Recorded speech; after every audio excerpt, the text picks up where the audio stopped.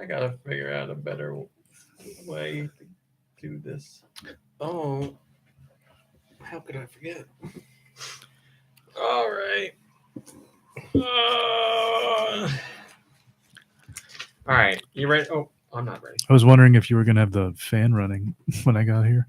Yeah, I know, Do right? we need it? Nah. It was like 70 something today. Yeah. Ready? Roasty toasty. I figured it was going to be like sweltering in here, but it's actually not bad. Yeah, it feels Cracked nice. the windows this morning. Much JN. to Kevin's chagrin. 3, 2, 1. Go Nintendo Podcast, episode 846, the Arrokuda Podcast. The Go Nintendo Go Nintendo Podcast is part of the HyperX Podcast Network. Listen to our show and other great shows. Or don't listen to our show. Or don't. Podcast.hyperx.com. Or don't, Mom I Brain, don't you care. want to tell us about Arrokuda, please? I don't. So Dew's gonna. Oh, Whoa. do you want to? No pressure. Yeah, of course. I There you can't go. turn this down. What an opportunity. What an opportunity. Pokemon 846 Arrokuda. If it sees any movement around it, this Pokemon charges for it straight away, leading with its sharply pointed jaw. It's very proud of that jaw. Height 1 foot 8 inches. Weight 2.2 Proud. pounds. Male and female. Category Rush. Sugar Rush. Abilities Swift Swim. Boosts the Pokemon's speed stat in rain. Isn't that funny? In rain. Swift swim in rain. Thanks, Dew. Anytime. Dew is here. Woo-hoo. Mom Brain is here. Sure I am. Nikki Hill is not here. No. And Kirby's here. Hey, everybody. And of course, the one, the only, Josh Garbot. How are you, my friend? I'm here to grace you with my presence. We're always happy to have you, as we are I'm with feeling so great. Thanks for asking. as we are with George. George is here. George, Why how are would you? you say that? Whoa, They're still Josh. beefing, I think. Oh, we can't have this. This isn't right. This is a bad atmosphere for the show. Makes everybody That's uncomfortable. none of your business. You're making it our business, Josh. Why would you say that? Anyway, This settle it happens- outside of the show. This happens Moving every on. line. Every line this happens. George, I'm sorry. You're welcome here. Don't feel anything Sure, other. Oh whatever. boy, don't feel anything other than welcome on this I've show. been so out of sorts that I might have dropped even more lines. Oh no, that's terrible. Well, when's A Lime big season? hello to my fans. Josh, when is Lime season? I feel like that's a summer, right? Citrus Well, fruits. great news, guys. Apparently, we've made it through fall and winter. It is summer today. It's a Ooh, cool. Hiley and Tom says, I need a Josh Grobot hanging and banging t-shirt. Yeah, we would have to have Colonel draw a picture for that. I'm sure he could come up with something amazing. Yeah, it's 75 degrees here. Typical fall weather. It's 75 way degrees. too warm. And it's for the November. marathon today or tomorrow. Sure, you tell me. I don't know what you're talking about. Exercise. Wait, you're saying people are running for fun? I don't understand. What? Yeah, it's been like 60s and now it's 70, and I think it's going to be 60, 70 for the next few more days. So Tomorrow. So those poor runners are expecting it to be Yeah, like talk about bad luck. fall cool weather. Ugh. well, isn't it nice weather though, or you'd rather it be cold to Well, run in? I mean, the If you're general running, it's rule of thumb is that you add 20 degrees to the temperature, and that's how you feel when you're running. I've been running. Do you know a former student of mine was Forrest Gump for Halloween this year? Oh, no. Wow. It was Wow. great. It was great. That is great. What have we got here? That's all I got to say about that. A big hello to our podcast my fans. Hello, fans. Super Blastex, who says, "Ooh, baby, can't wait to listen to this tomorrow." Not today. You got to hold on to it. Hello, TK. With the Podcast Weekend at retention. Bernie's gift. I like it. Hello, Alternus Liz. Alternus is in Pennsylvania and says it's 82 degrees there. I believe it. So gross. What? Man. Hello, Malik, Halo, and Hiley and Tom, and Outlulls, and Ice Dilbert, and Anastasia Beaverhausen, Steve Irwin, RIP, Giant Reggie Tall Show, with that damn picture of me again. Hello, Mom, Perfect Brain, and Kotori, and whoever else I didn't see in here. Wolfric, and whoever. Gecko Kitsune. Thanks for joining us, everybody. We appreciate you spending a little bit of your weekend with us. Speaking of weekend, big news, everybody. We're all excited. I mean, I don't even really need to talk about it, but I guess I'll bring it up. It's another game of the World Series today, everybody. with Ooh. Phillies versus. I know a someone lot of who's people are excited. excited I about remember this. Astros, Yes, that the Houston sounds right. Astros. Hello, Is how, Arcade Token. This is how far out of the loop you won't even know what I'm talking about. But this is how far out of the loop I am. I heard that the two of them were playing in the World Series, and I was like, but the Astros are in the National League. And then I looked it up, and it's been like 10 years or something. I don't know, like something that they've been in the American League. Yep. Hello, Solmaster Link. I mean, don't feel bad. It took me like a while just to remember the name of Houston's team. Well, I know two things about them. They're in the World Series, and they are cheaters, apparently, according to my dad. Oh. Why am I talking about the World I think your Series? dad might be biased. He sounds like a Phillies fan to me. He is a Phillies fan. I know the World Series is going on because I was playing Fortnite the other night with my mom and some other Nobody family was members. playing with you guys. And my mom plays downstairs in the living room, and my dad usually hangs out upstairs and watches TV. He was yelling so loud that I heard him through my mom's Fortnite microphone, like dropping F-bombs for one of the games that was like, hello, Guy Bones, hello, Red Souza. For one of the games, I guess it went really late. So it was like, no joke, almost 1 a.m, and he was screaming like, F this, F that. And he always complains that the neighbors are too loud because they're in like a whatever it is, townhouses or whatever. So they're all connected, and he's like, those neighbor kids are making too much noise, and they're like out. Right? They're outside, 1 o'clock, like playing, and it's 1 a.m, and he's like, effing Phillies won. Well, now we know where you get it. You and your Wrestling, applause after a plane lands and like yelling at the screen and making sure that everybody knows how loud you are. Listen, I can appreciate passion for, I might not be into sports, but I can appreciate passion for anything. But it's just funny that he's always complaining that the neighbors are too loud. But 1 o'clock in the morning, it's okay to drop F-bombs all the time. Well, I mean, I think he'd probably argue that it was like a Philadelphia thing. He's like, he's like, all of a sudden, we're close Philadelphians. Well, he's like, we're close to Philly. Everybody's watching the game anyway.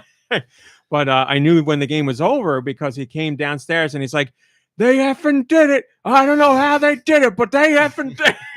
God, he's the best. Meanwhile, your mom's like, yeah, well, we got 3 dubs tonight while you were up there on your ass. Well, the other side of the coin is my dad will be like laying in bed and hear like my mom's eyeballs blink, and he'll be like, it's too loud. I can't fall asleep. So he's amazing. He cannot sleep at night because everything bothers him. The Echo, the Amazon Echo, had its like indicator light on, which was like all the way across the room. So you can't even see it. But through his eyeballs with the lids closed, he saw the notification thing and he had to get up and talk to it. And then he's like, I couldn't get back to sleep. But when he's here, the TV's on.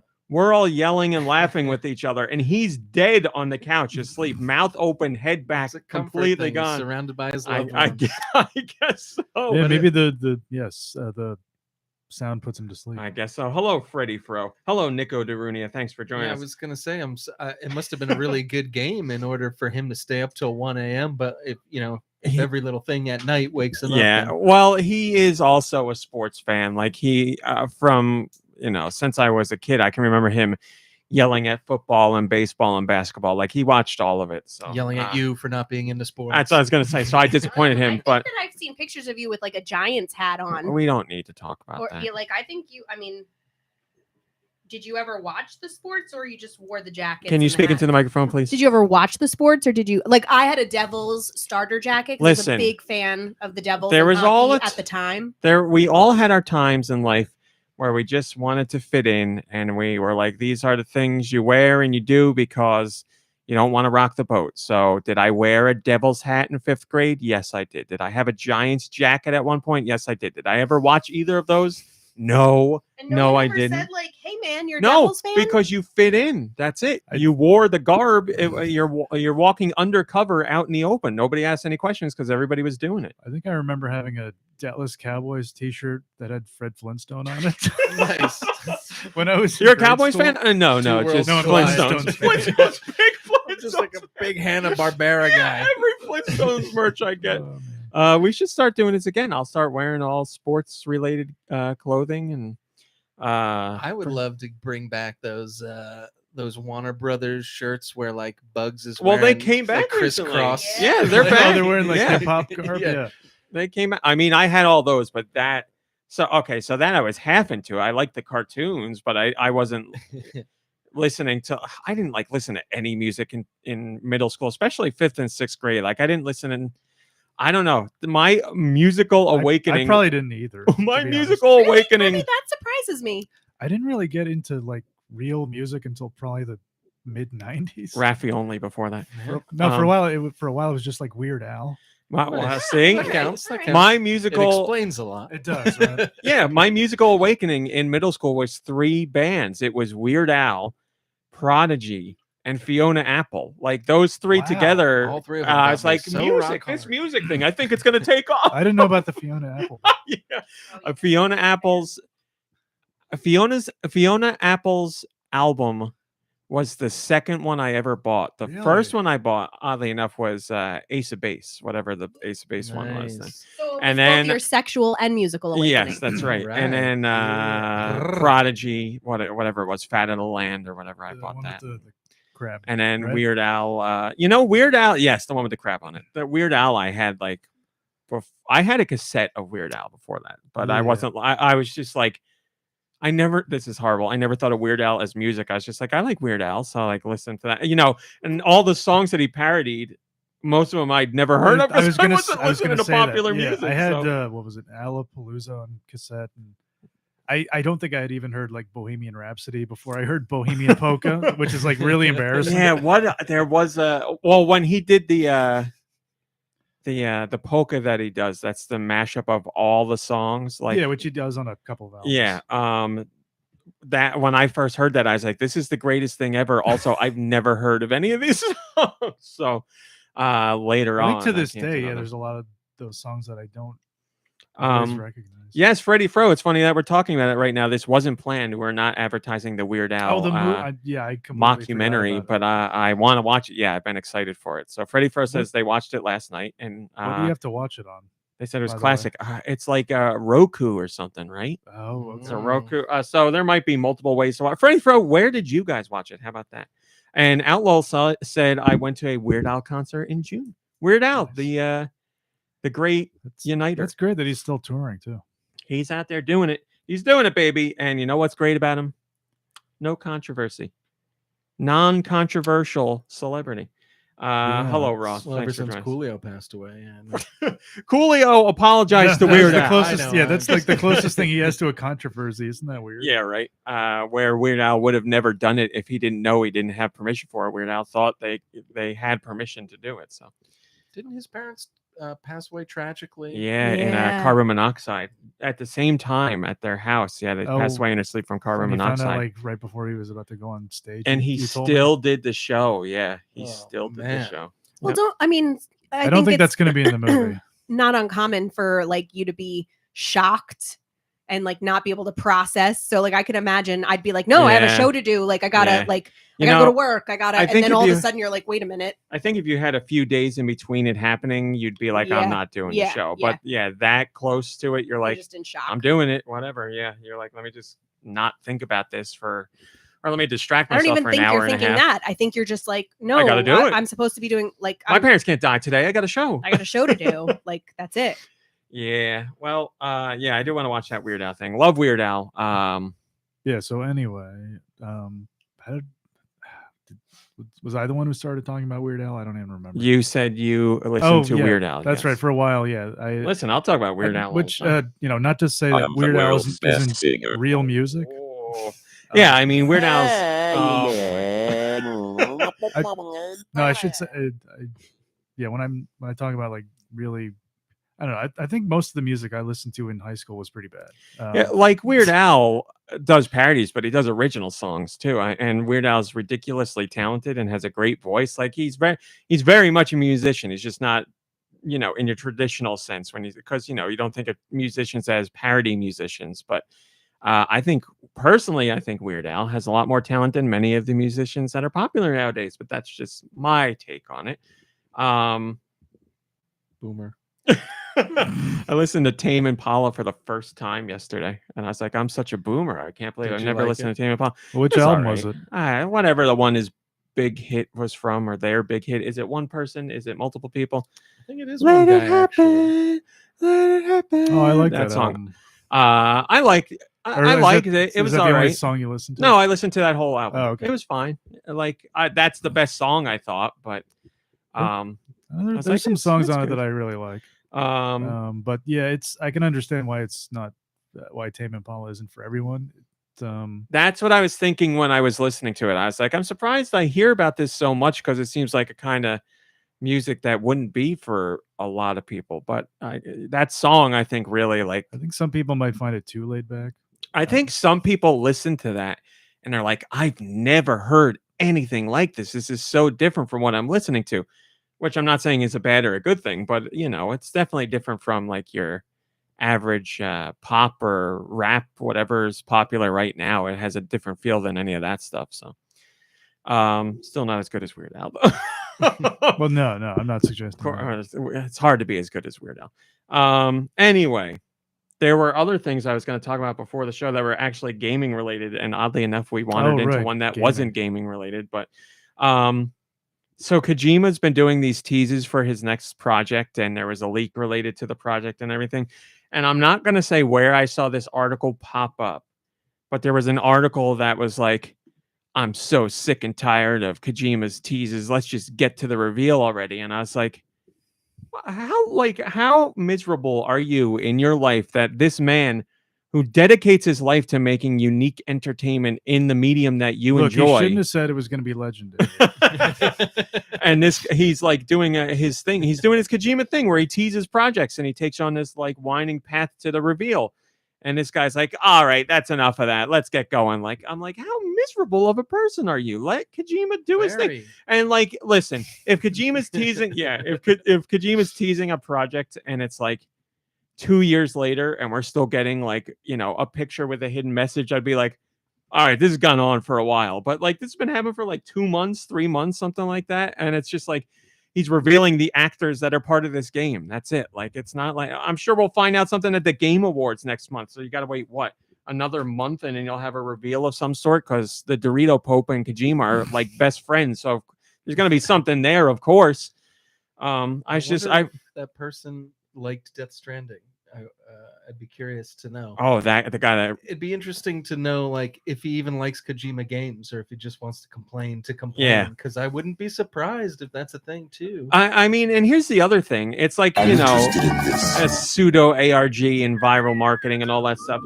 How about you just don't pay attention to it? It's not like anybody's forcing you to look at this stuff. Just like stop looking up what Kojima's doing, and then you'll see the reveal when it happens. Was this a news website that Yes. said this? Like, well, that's another. I mean, that sounds like it's not objective at that point. You're kind of being like, this is stupid because we got to wait. It's like a little less objective. It's like less newsy and more like, this is my opinion. Well, yeah, you know, obviously any gaming website is going to have opinions, just like GoNintendo does. But when it comes to the news, I don't put the opinions in there. But we do our opinion features, so everybody does opinion features, op-eds or whatever.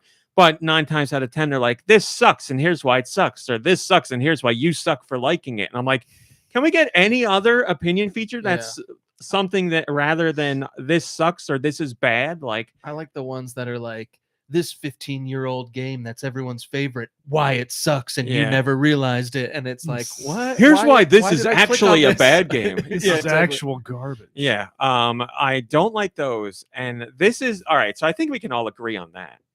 We don't like the here's why your game sucks thing, because that's just trying to generate clicks to make people angry, and it works. Look, obviously. It works. If you have to like make your stuff, if you have to make other stuff look bad to like support your stuff, then you don't have much going for that. Is that's such a thing outside of that's just people in general.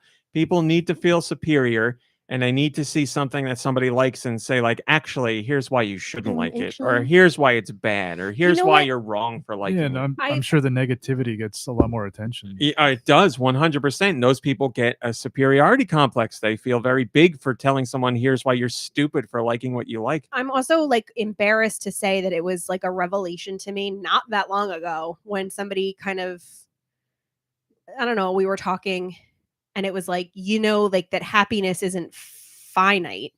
Like just because someone else is happy doesn't mean that you don't get a slice of happy as well. Like, there's 20 happies to go around in the world, so you have to steal it from somebody else. But like plenty of people see that happiness in others and they get very yeah, angry. because they think there's like this finite, just because you're happy doesn't means I can't be. Or I like think about it so much why people are like that. And I've come up with so many reasons, but they're all just sad. So I don't know. Like like I'm not into sports, but my dad was here watching the last World Series game, whatever it was. And I like watching him because he's into it. Like that's fun for me to see. I like seeing people excited about things and enjoying things. It's neighbors, it's fun. maybe not so neighbors, much, but... not so much. But I was gonna say the articles, here's why your game sucks or any of that are annoying, but ones that also personally annoy me are, and I don't think they're bad, but they just annoy me. The articles that are like, here's 10 things you should know about this game before you play. And they always come out either like the day an embargo lifts or the launch day. And I'm like, can't we just like go play a game? Can't you just go play the game? Experience it for yourself. I feel like these articles are like, here's what you should do when you're playing so you don't do it wrong. And I'm like, why do we gotta know? Like, you just go play the game. Why do you have to know how to play it before you go into play? If you go into the game and you're confused by stuff, yeah, go online and look up stuff. But I don't need 10 things that I should do to play the game correctly. Why? Like, don't tell me what's going to make it easier. Don't tell me where I should go first because it saves time. Let me do that on my own. I feel like people just can't go in and experience these things on their own anymore. It makes them like nervous, or I don't know. It's the wrong way of thinking, because like, buy the game, play it however you want. If you want to read somebody's list about 10 things that you should do before you get into the game, then go ahead. Like, I'm not saying that's wrong. It's just, that's why I said it's a very personal thing for me. I don't know. I feel like it robs people of some of the experience. If you're like reading about things that happen in the game and reading about how to get into the game and reading about what to do in the game before you even turn the game on, I'm like, I don't know. It's like you don't see that for a movie. It's like, here's 10 things you should know before you go watch this movie. And it's like, this is going to happen at this point. And then one thing that infuriates me about my mom, because I love watching movies and I like to watch movies with people too. And whenever I watch a movie with my mom, she's constantly on her iPad on the movie's Wikipedia reading what's going to happen. And and she's still watching the movie. And it's like, and she'll be like, "Oh, that's stupid. I don't like how it ends." And I'm like, "Mom, we're like 30 minutes into the movie." She's like, "I just read it." You know, and it's like, "What?" Like, why do you do that? Like, where's the fun in that? And she's also, this doesn't get me as much, but like, she's also someone who will read the last chapter of a book before reading the book, which I think is crazy. But like, she's like, "Yeah, I just wanted to know how it ends." And it's like, you'll get there. Listen, if if you're going to still read the book, which is flabbergasting. Yeah, me. I mean, if you're going to do that, you read it however you want. I think you're an insane person, but read it however you want.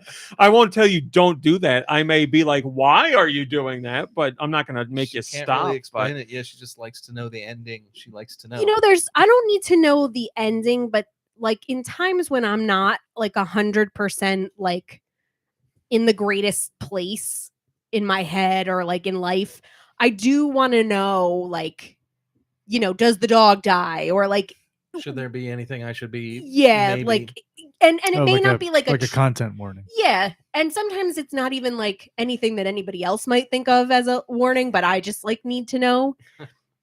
Giant Reggie says the most important GoNintendo opinions are the ones about food, in my It's opinion. true. We do have hot food takes.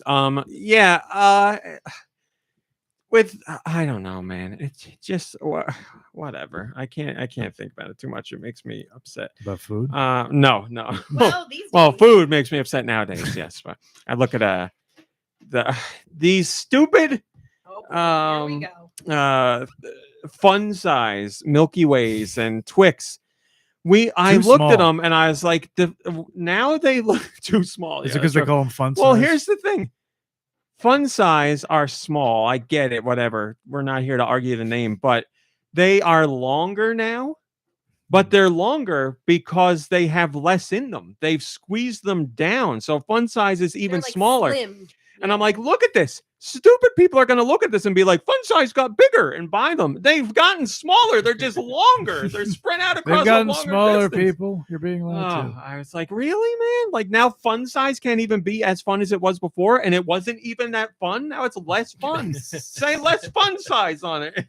Yeah, king size is really fun. Yeah, that's Yeah, we're right. talking fun. That's right. My sister on Halloween gave out full size candy bars. She was like, you know what? I'm going to be that house Nice. this year. I'm giving out full size candy bars. Well, And she screwed herself over for every year from now on. well, Yeah. some kid came and got the candy with her dad, and the kid turned around to their parent and was like, "Dad, look, this is how rich people do." Nice. And I was like, "Well, he's right. That's what rich people Well, do." I remember as a kid, there were always like you knew which house did that, like, or at least we did, and we would Yeah. always. I mean, it didn't matter if you had to like get a ride from your friend's mom to a different neighborhood. Like you had to hit that round of houses that had like the king size. I knew what houses did it by us because none of them did. We it. had Oh. one here in town that always gave out king size. Hell yeah, It was the funeral home. Beauty. King Oh. shovel. It's the funeral home. Oh, that we oh, bought, yes, yeah. yes. Our friend, when she took a picture of her kids going there, they were coming out with like, it didn't even look like a king size. It looked like, when you go to the supermarket and you buy like the big, like Like a Hershey, Costco like, size. Yeah, that's and what it they've looked always like. done that. Always. I was Yeah. like, I walked by there that day. I was like, I could have. When I went on my walk that day, one old lady was sitting on the front steps with a bowl of candy, and she said, "Do you want a piece of candy?" Which was very nice. I didn't take it, but it was But- very nice. I did 'Cause you take heard a about piece the- of candy. You heard about the fentanyl, so I took a piece of candy from Doorcat's house because they had a bowl out front and said, "Please take 2." And we know that That's what my mom did. candy is pure. Yes. Did it say take 2? It said take Come 2. on. Yes. I mean, there's no better human I only took 1. but- on the planet. it's Right? pretty nice. I take Harley 2? and their owner. If you're listening, Was that the cat's name? Harley. Harley. Yeah, Harley I had Globetrotters. to ask. I hate how many videos we're seeing of like people taking all the candy. I'm sure you've seen Dumping a bunch. buckets into their Like, bags. Obviously, I'm sure this has happened since the beginning of leaving candy on your doorstep. But like now that we have door cams everywhere and the age of the internet, it's just so disheartening to see Yeah. how. And a lot of times it's like an adult with their kid, and it's like, what are you teaching these? I know. It's been all over TikTok. There's that lady that went and took the whole bucket and dumped it into her little kid's bag. And the guy on the Ring doorbell said it, and she blames it on the kid. Yeah. He's like, "This is a video camera, I And saw it that's the happen." sickest. Like, listen, I'm not gonna get my undies in a bunch over a bunch of like pre-teen / teenage kids doing something like that Whatever, because yeah. it's crappy, but We- we've all done We it. all Or did stuff when we right, were it's like a right, teens. and like what it's really, what do I care? Like, it's not really hurting me. The candy was going to go anyway, so Yeah. you dump it, whatever. I leave a note that says if it's all gone, thank a teenager who did it. But Yeah. when it's like an adult who knows better, who also, by the way, could buy a bag of candy. That's what's inexplicable to me. It's like Yeah. $10 for a bag of candy. That's like that would last you like a month. Yeah. I And was we all know your kid's not going to eat that candy anyway. Like, I was going to It's for go her. into another topic, but we've talked enough about a whole bunch of other things. I'm going to read some of what you guys said. Alternate Liz asked what Josh's favorite food is. I don't know that he's got one. Oil, maybe? Candy. Electricity. Highland Top says they just polished off a pile of peanut butter Snickers. Surprisingly good. wait, I need to know if peanut butter Snickers have peanuts in them or not, because You that will- will make a difference. You will hear in the my answer. life. I'll keep an eye out for. Arcade Token I says would girth imagine it makes it does. more fun sized. There you go. It doesn't have peanuts. I'm getting Outlaws one. says I did full size bars too. Kids were hyped. Costco sells boxes of 30 for 20. Well. Time to go off my diet. The faculty room at school I was loaded with candy. This is going to start a hot topic discussion, and we got to get the news. Yeah, we still haven't. what? Ice Dilbert says clearly the homemade popcorn ball was the best. I don't know if that's a Ice joke Dilbert, or the truth. are but you in therapy? That's a hard no for me. Because I never really had. popcorn Highland Tom balls. says smooth and creamy, no peanuts. There you go. I know where you're going after the podcast. Absolutely. All right, can you hit me with the news jingle? We got news to do, everybody. Oh, by the way, go. You can do news jingle. By the way, thank you so much to every. Go ahead. Thank you so much to everybody for the comments on last week's show. We always get nice comments on Twitter and all that stuff, but last week in particular, everybody was like, "What a great show! This was a great episode. Really enjoyed it." So thank you. I thought last week's episode was really good too. All the others suck, but last week was great. So thank you for the extra kind words. I appreciate it.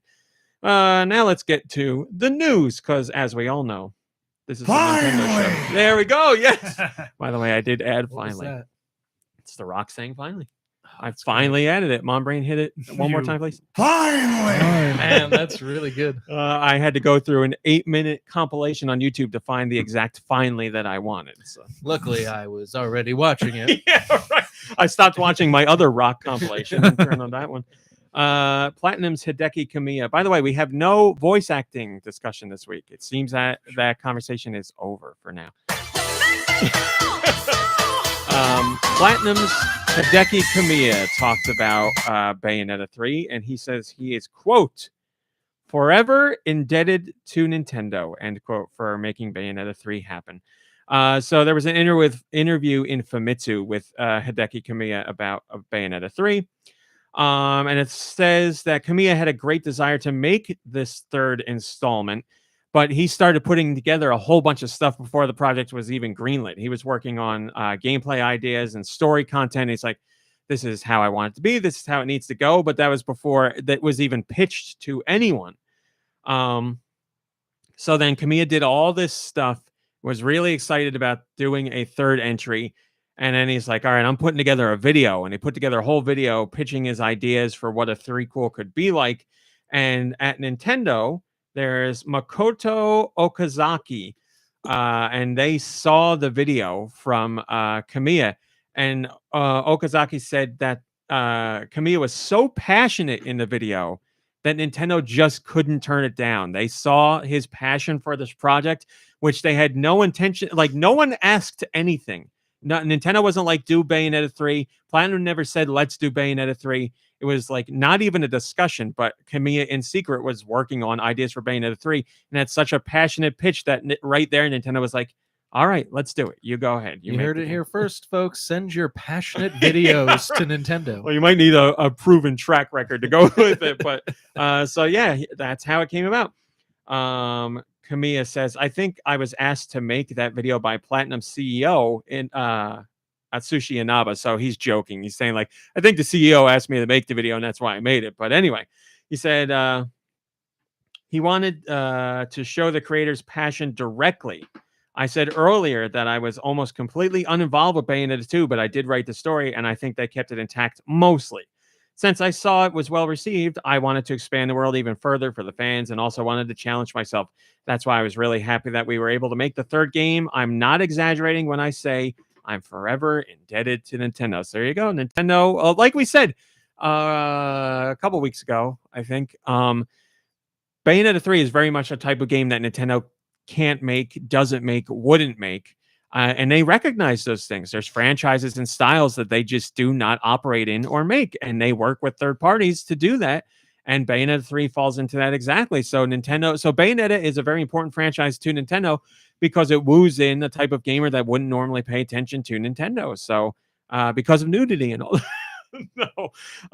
So Nintendo knows how important that franchise is, and they want that as part of their ecosystem, which is why they swooped in on Bayonetta 2. No, so swooped in and scooped Swooped? up Bayonetta. Yep. Bayonetta 2. Yes, Kirby, you seem like you had something to say. No, sorry, the moment's passed. Okay. Kuribo says there's a decent chance Bayonetta would be a dead franchise had Nintendo not stepped in to publish. Glad it paid off for Platinum and Nintendo in the end. Oh, it certainly does seem like that. I don't know if there would have been more installments or not. What? Look at me like I never burped before.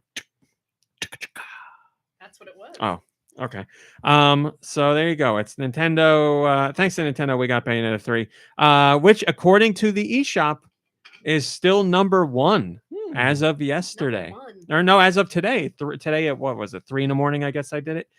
So I did not expect it to be number 1. It was number 1. How about that? Super Greg. Number 1. Or Fatal Frame got its release date. This is Fatal Frame Mask of the Lunar Eclipse. For those who don't remember, this is the Fatal Frame game that did not get localized, but thanks to the popularity of the Switch, and again, Nintendo's ties to the Fatal Frame franchise, we are getting this one localized. Fatal Frame Mask of the Lunar Eclipse comes out March. I didn't tell you this. And did you ask me February up to February yesterday? Yeah, I did. So, all right. So luckily I escaped because I forgot about this game. Oh, it's all right. It was nice of you to send me all that information. I appreciate it. Well, I pride myself on knowing this, and I forgot, and it's a literal top story this week. Mask of the Lunar Eclipse comes out March 9th, 2023. I won't tell anybody. As long as you don't mention it to anybody, I don't think anyone would ever hear about this. If someone in the chat could help me, I want to say this was the Fatal Frame that Suda51 was involved with. I might be wrong, but I'm pretty sure. I bet it's weird. The one I was most excited for, and then it didn't get localized. Takes place in a shortcake, ghosts in a camera. Takes place on a remote island in southern Japan. A decade after 5 young girls mysteriously disappeared at an island festival, their memories of the events that transpired during their disappearance remain fuzzy. But when 2 of the girls are found dead days apart, 10 years after the initial vanishing, the remaining 3 teenagers head back to the island, a haunted place possessed by ghosts and spirits, to solve the mystery of their friends' deaths, while also unlocking the secrets to the memories they left behind. If Mom Brain and I mysteriously died on an island after a party 10 years after it happened, would you come back to see why we died? Back to the island. Yeah, if it's Ibiza, sure, of course. We're going to Ibiza. Oh, yeah. Yeah, of course. I think that'd be interesting. I mean, you won't catch me wearing like a schoolgirl's skirt or anything, walking around like looking at haunted places. Not yet. Roth says the 4th entry of Fatal Frame. Yes, Grasshopper. There you go. Young Demo says, I've never seen someone look as cool as Kirby does. This Kirby here, the Kirby with us. I mean, Stop. Look in the Discord, Kirby. Check this out. Here, yeah. Kirby is wearing shades at the podcast. It is daytime. Hello, Drake Gamer. Good to see you. Yeah, like the. Don't take them off. No, don't take them off. Cool. You're keeping up the cool factor for the show. We're a bunch of dorks without you. That's not true. Conan Giga says, I don't care about any digital deluxe editions. I wanted to know if there's going to be worldwide physical this time around or if I have to import again. Good question. Well, there are limited editions, but it appears they are digital. I don't have any word on a physical release at this time. You know what? It's Koei Tecmo, and it's Koei Tecmo and Nintendo. So there's a chance of a. I would say there's a good chance of a physical release. So I'll look into it for you. Try and get you some information. This, man. Sonic Frontiers, by the way, Sonic Frontiers street date was broken. Game is coming out November 8th, but some retailers were like, game's coming out today, baby. So some people got the game and are playing it, which is fine. Listen, if your retailer sells it to you, that's fine. You didn't do anything wrong. You're not going to, who's going to go to the store and be like, actually, I can't buy that because it's not the street date. No, you didn't make the mistake. Buy the game and play it. You used to live for that. You'd be like, I heard that this place in this town is breaking. We got to go. I used to drive all over. Yeah. Walmart. I used to go to so many Walmarts until you found one that was like, because I'd be like, you could see, like, if a game was on the shelf, you'd be like, hey, can I buy this game? And they take it and they'd ring it up and they'd be like, it's not coming up in the computer. And like that whole, and you're like sweating bullets because you're like, I'm so close. Like, I didn't even know what to do. Like when they would say that, I'd be like, oh, and then you could see in their head being like, and then they'd ring it up as like just a $60 purchase and be like, okay, go ahead. And I'm like, yeah. What do they care?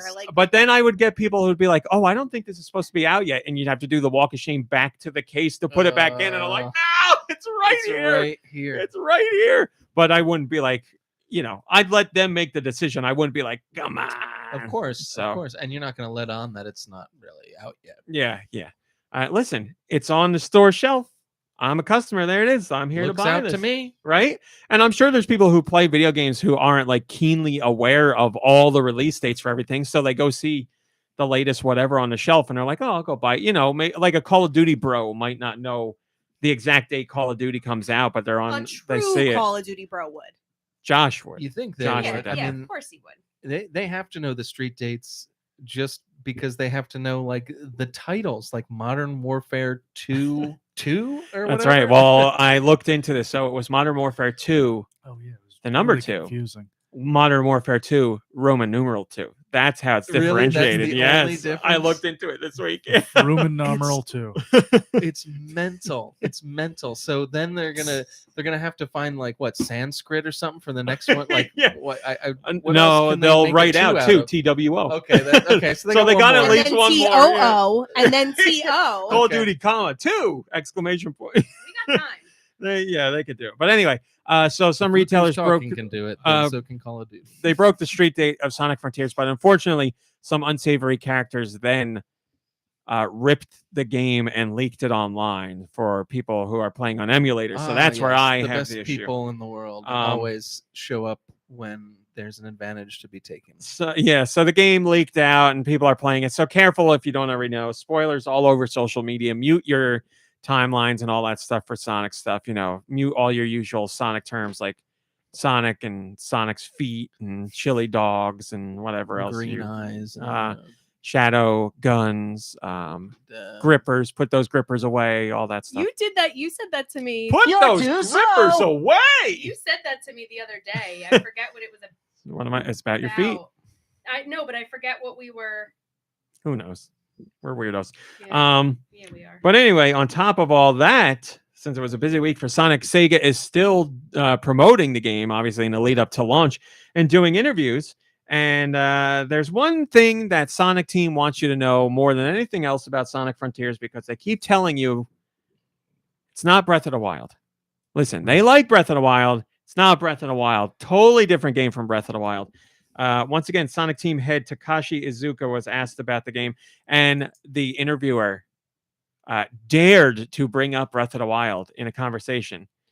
And Iizuka was like, no. He says, slapped him across the face. quote, from the development team's perspective, they're going out and making an action game. They see Breath of the Wild as a role-playing game. It's not similar at all to the action game they're making. You know, How there's the dare same you. element of freedom that has been applied to Breath of the Wild as a role-playing game, but they're taking the linear high-speed action Sonic game and implementing freedom into there.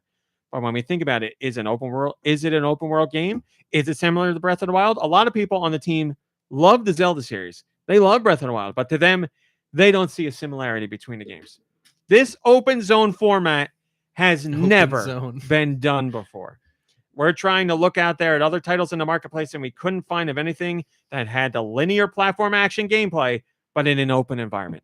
Open zone environment. It's new, people. Never been done before. I don't know. It's a zone. Listen, Nintendo gets weird about phrasing with their games. They certainly do it as well, but they never like repeatedly tell people like, you're wrong. This is you're saying this. It's this. Like this open zone thing. Like it's fucking berry and I like gold. It's just crazy to me. Like it's okay if people call your game an open world game. Like nobody's gonna look at Sonic Frontiers and be like open zone. Like I get what you're saying. Like there's vast open areas that you visit.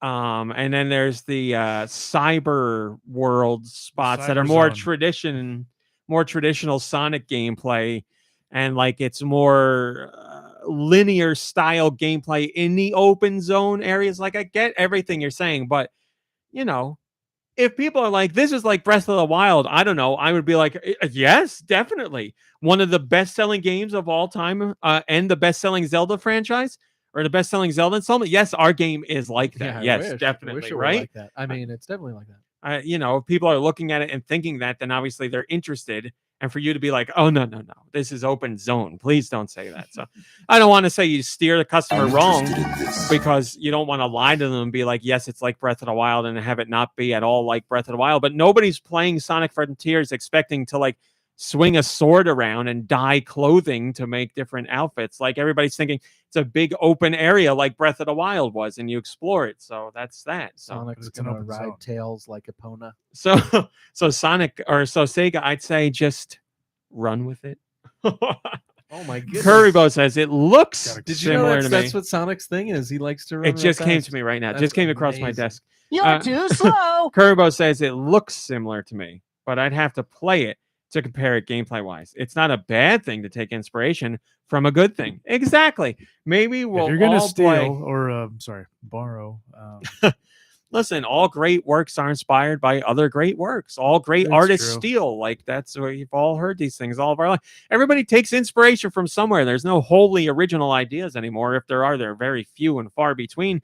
Everybody has we inspiration probably used from. them all up like centuries ago. I'm sure we could think of one right now. There's got to be something new. This is like what they did on The Simpsons. Bart and Lisa were saying 2 words to each other. Automatic butt was one of them. I remember that.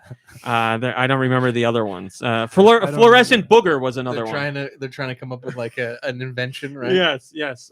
So yeah, we could do that. Just come up with 2 things that have never gone together before. Nuts and gum. Oh no, wait. Together at last. Yeah. Did you guys watch the Treehouse of Horror this year? No, Oh my God, was it any yes. good? You watched it? Yeah. I thought it was okay. You didn't like it?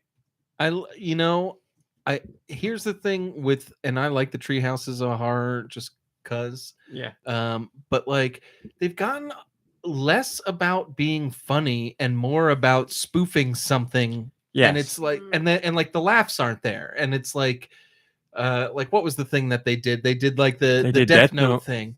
I might have laughed once. Like it was literally just like Death Note. It was just Death Note, like with Simpsons characters. They even and it got was the like- same studio to draw it. Like Well, the Death Note studio drew it. Like it looked cool. It was great. Like and I'm not against any of that stuff. And I like Yeah. that they try new things. And at this point, they have to try new things. I mean, come on, they've been around 26 years or more. Yeah.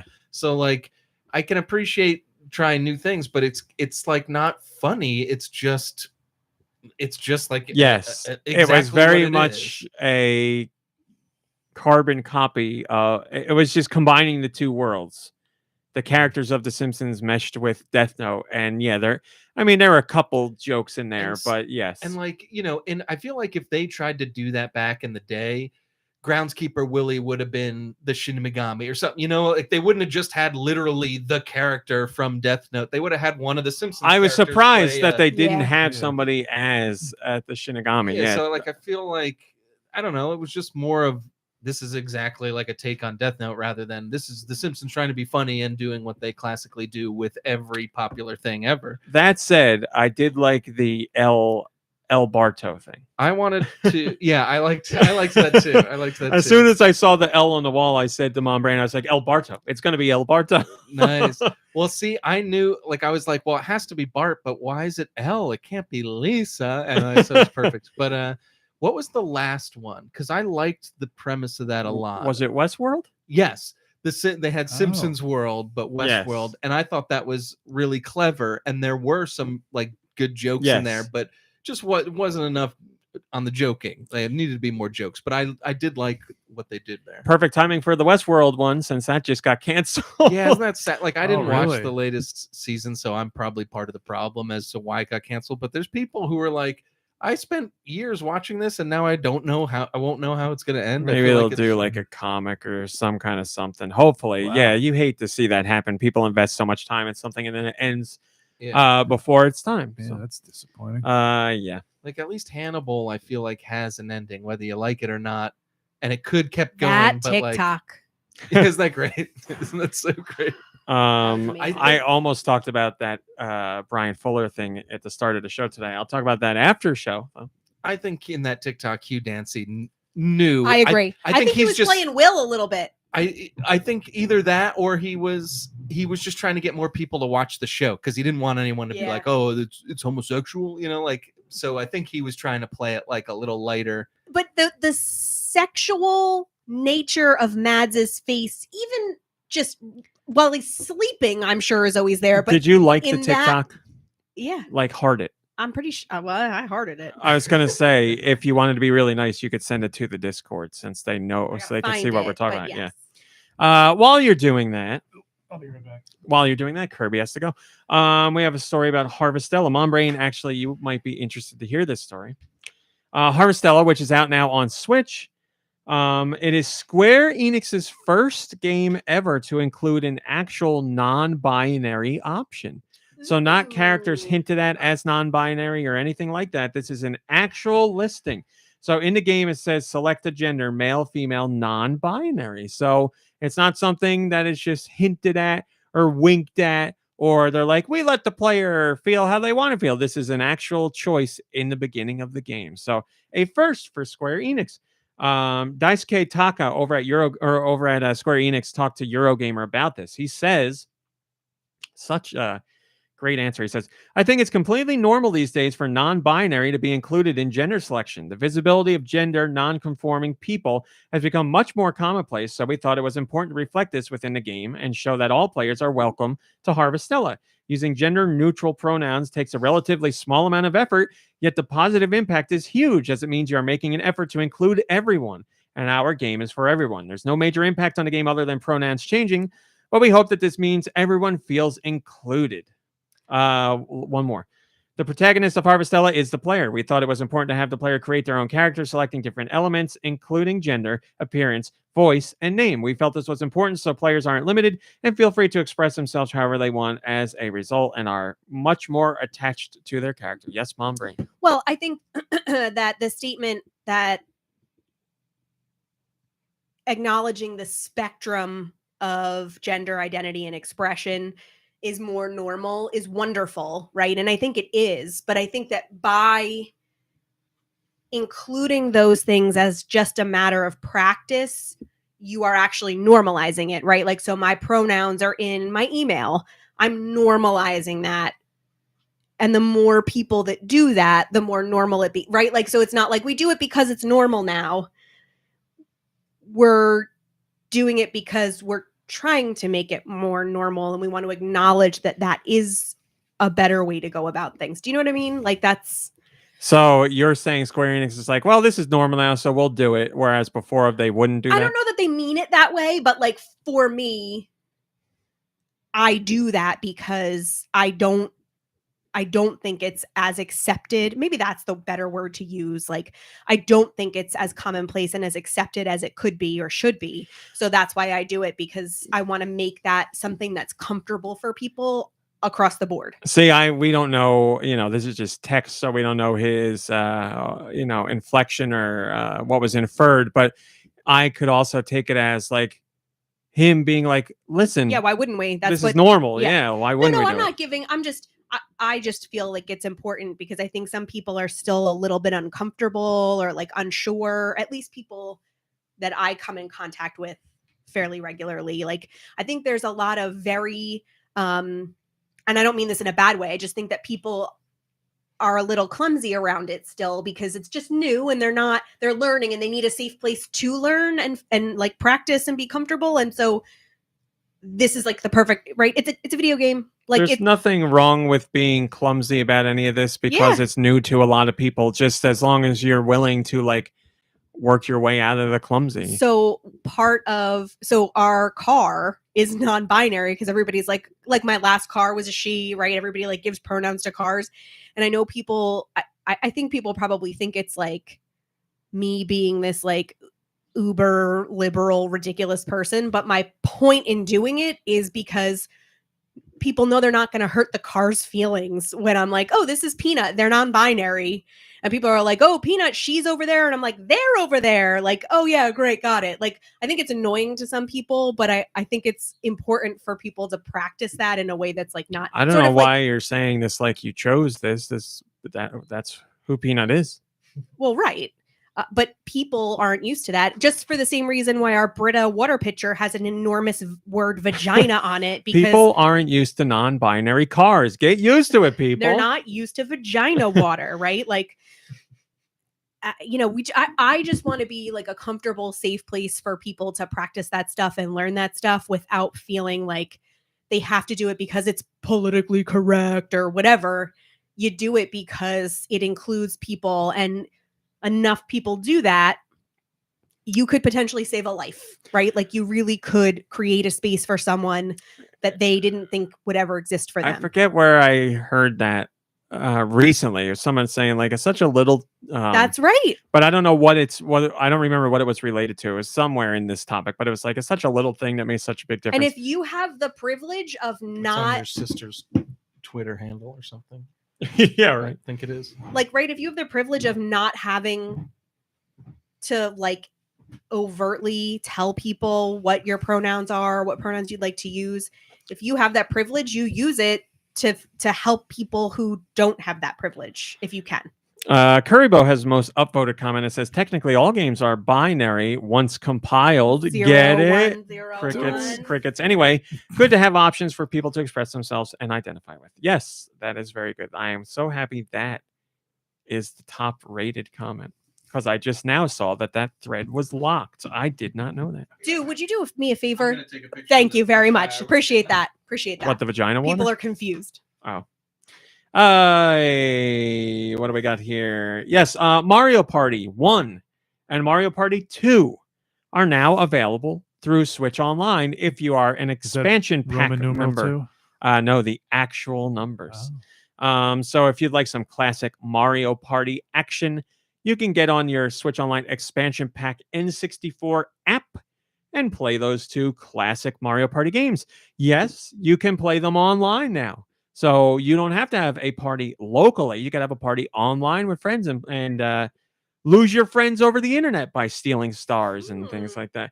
Also, Nintendo has added a warning to this game because you might remember back in the day, Nintendo had a bit of trouble with Mario Party because some players were playing. The playtesters killed each other over stars.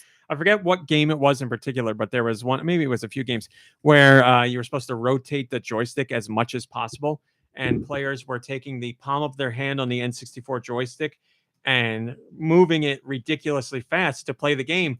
But in the process, they were shredding their hand up and they were getting sores and cutting their hand open. So Nintendo ended up doing a thing where you could write to them and get a gamer glove to wear, basically like a golf glove to wear to protect your hand while you were playing. So now in this Switch Online expansion pack version, there is a warning in the beginning to make sure people do not tear their hands up. And also so Nintendo doesn't get sued. Right. So they ain't giving you a glove no more. Now, if you rip your hand up, it's your own fault. But yes, play Mario Party responsibly. Use the joystick with your thumb as intended. Or if you're going to go all out, wear a glove or some sort of protection on your hand. No glove. So you don't rip it up. But yes, there you go. You can play those classic games if you want. Currybo says, get ready to destroy those palms, people. There you go. All right. Joshua, can you do me a solid and throw to commercial? Oh, Josh, We'll now. be right Rumour. back after a word from our sponsors. Come on in, take a seat. What are you having? Well, of course I've heard of Hair of the Dogcast. That's the podcast that talks about video games and beer. For all of the latest gaming headlines, craft beer reviews, retro games, modern games, series retrospectives, console studies, and on occasion, extremely hungover discussions on the lore of Kingdom Hearts, make sure to check out Hair of the Dogcast, part of the HyperX Podcast Network. Hello, my name's Jonathan Dunn, host of the O3C podcast. Every week I'm joined by my 2 best gaming buddies, Chris and Minty, and we talk about the games we're playing, the games we love, and how they rank alongside our sacrosanct top 100 favourite video games of all time lists. Deep dives into gaming mechanics, history and lore abound, all topped off with lashings of irreverent dry British wit, witterings and wisdom. For details on the show and more, head to o3c.games and tune in every Monday on the HyperX Podcast Network. Guys, November is over. As you remember, we had an ad for all of November. So now we got something different. I didn't even read it in advance. October. Oh, I'm sorry. Did you mean to say October is October? over. It is November. Yes, sorry. What do we got here? Oh, no. If you're a shrewd shopper, it's about to be your favorite time of the year. HyperX will be running massive sales for the holiday season. Are we already doing this? When's Black Friday? The 19th? Something like that? Well, it's not like a date. I know, but I'm saying when is that Friday? Let me look. But anyway, Get up to 50% off some of our most popular products like the ultra comfy Cloud Headset 2, the tough, responsive Alloy Origins mechanical keyboard, and the fan favorite Quadcast USB microphone. Sales will be going on 25th. 25th? Yeah. Really? November 25th. Sales will be going on at all major e-tailers.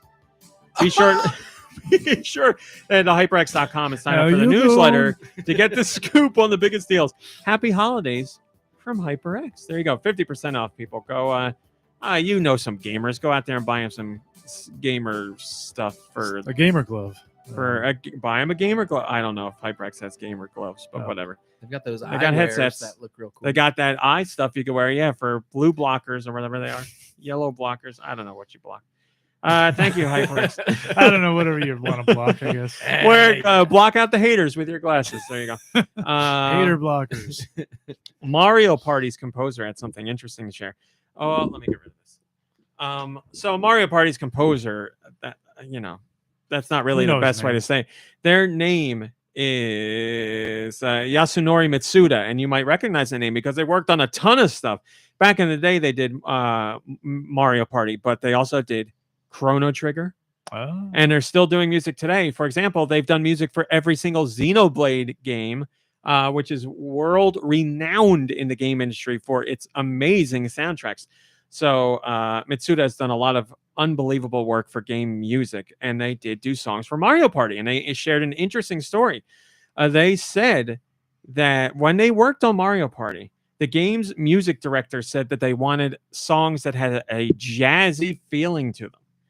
So Mitsuda made some songs and proposed them to Nintendo. Nintendo shot down a ton of them.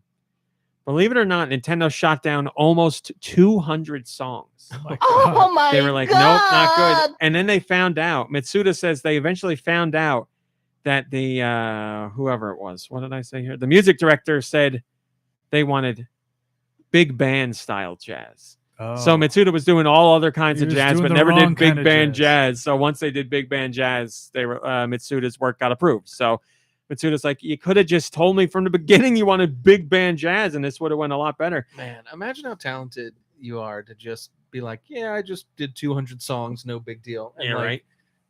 God. Well, that's what I was thinking. Imagine that hard drive. It's probably filled with gems. I was thinking, did those songs make it to other games? We'll never know. They're not going to say. I guess if there's other jazzy works from Mitsuda, you would imagine some of those songs had to be interpolated into other things at some point. But it'd be a shame not to use at least big band some of those songs.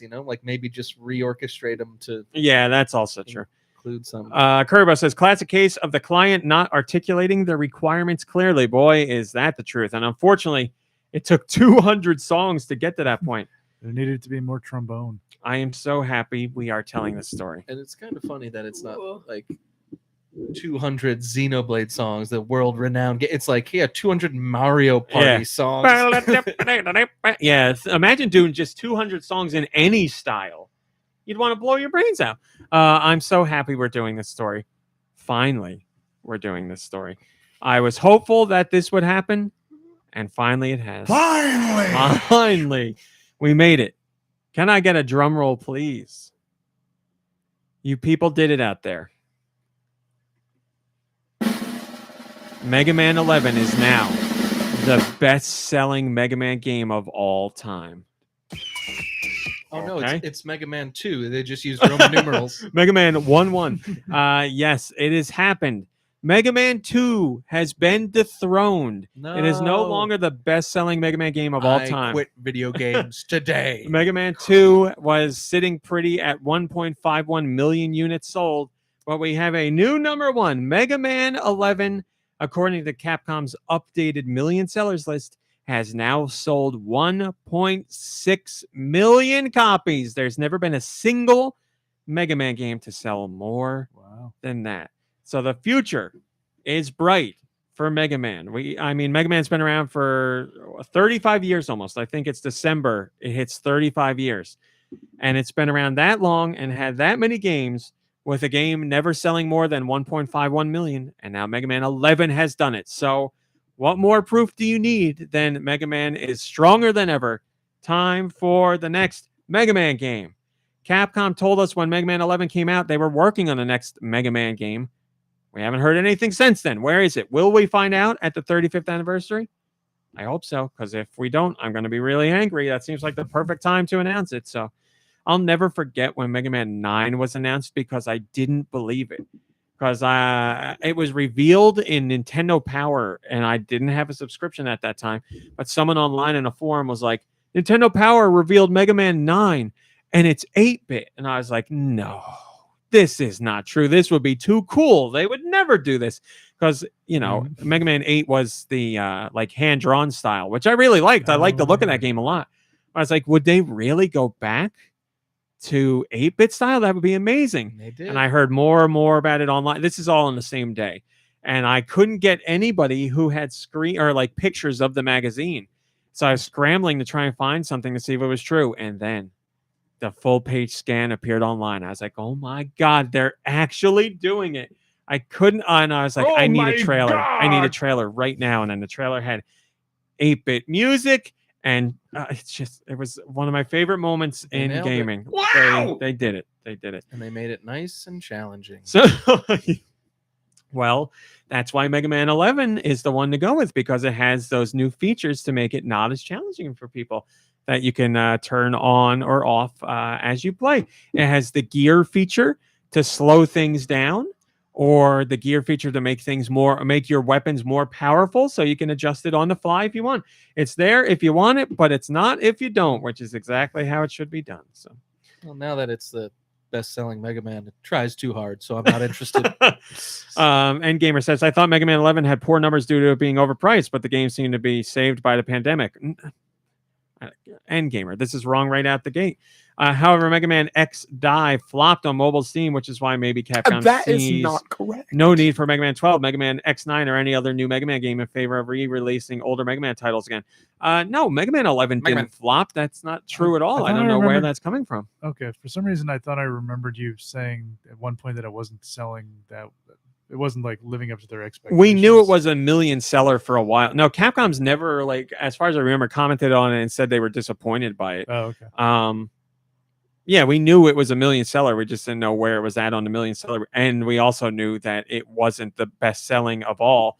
So that leaves a lot of space in between 1 million and 1.5 million. There's a lot of Mega Man games that's sitting there. So we didn't know. But yep, now the best selling ever. Saved by the pandemic. I'm sure many games got a boost during the thick of the pandemic, but I don't see like Mega Man being one of them. It's like, you know, Animal Crossing and RPGs and things like, you know, things that are really going to be timeless. What are you thinking? Maybe. Yeah, if you locked me in a room with a Mega Man game, I would go insane for the challenge. Your sister got really into Mega Man. Well, she actually likes Mega Man. She likes, but she was like on a Jag for a while. Yes, she got back into Mega Man and was stomping feet and yelling. And yes, but she enjoyed it.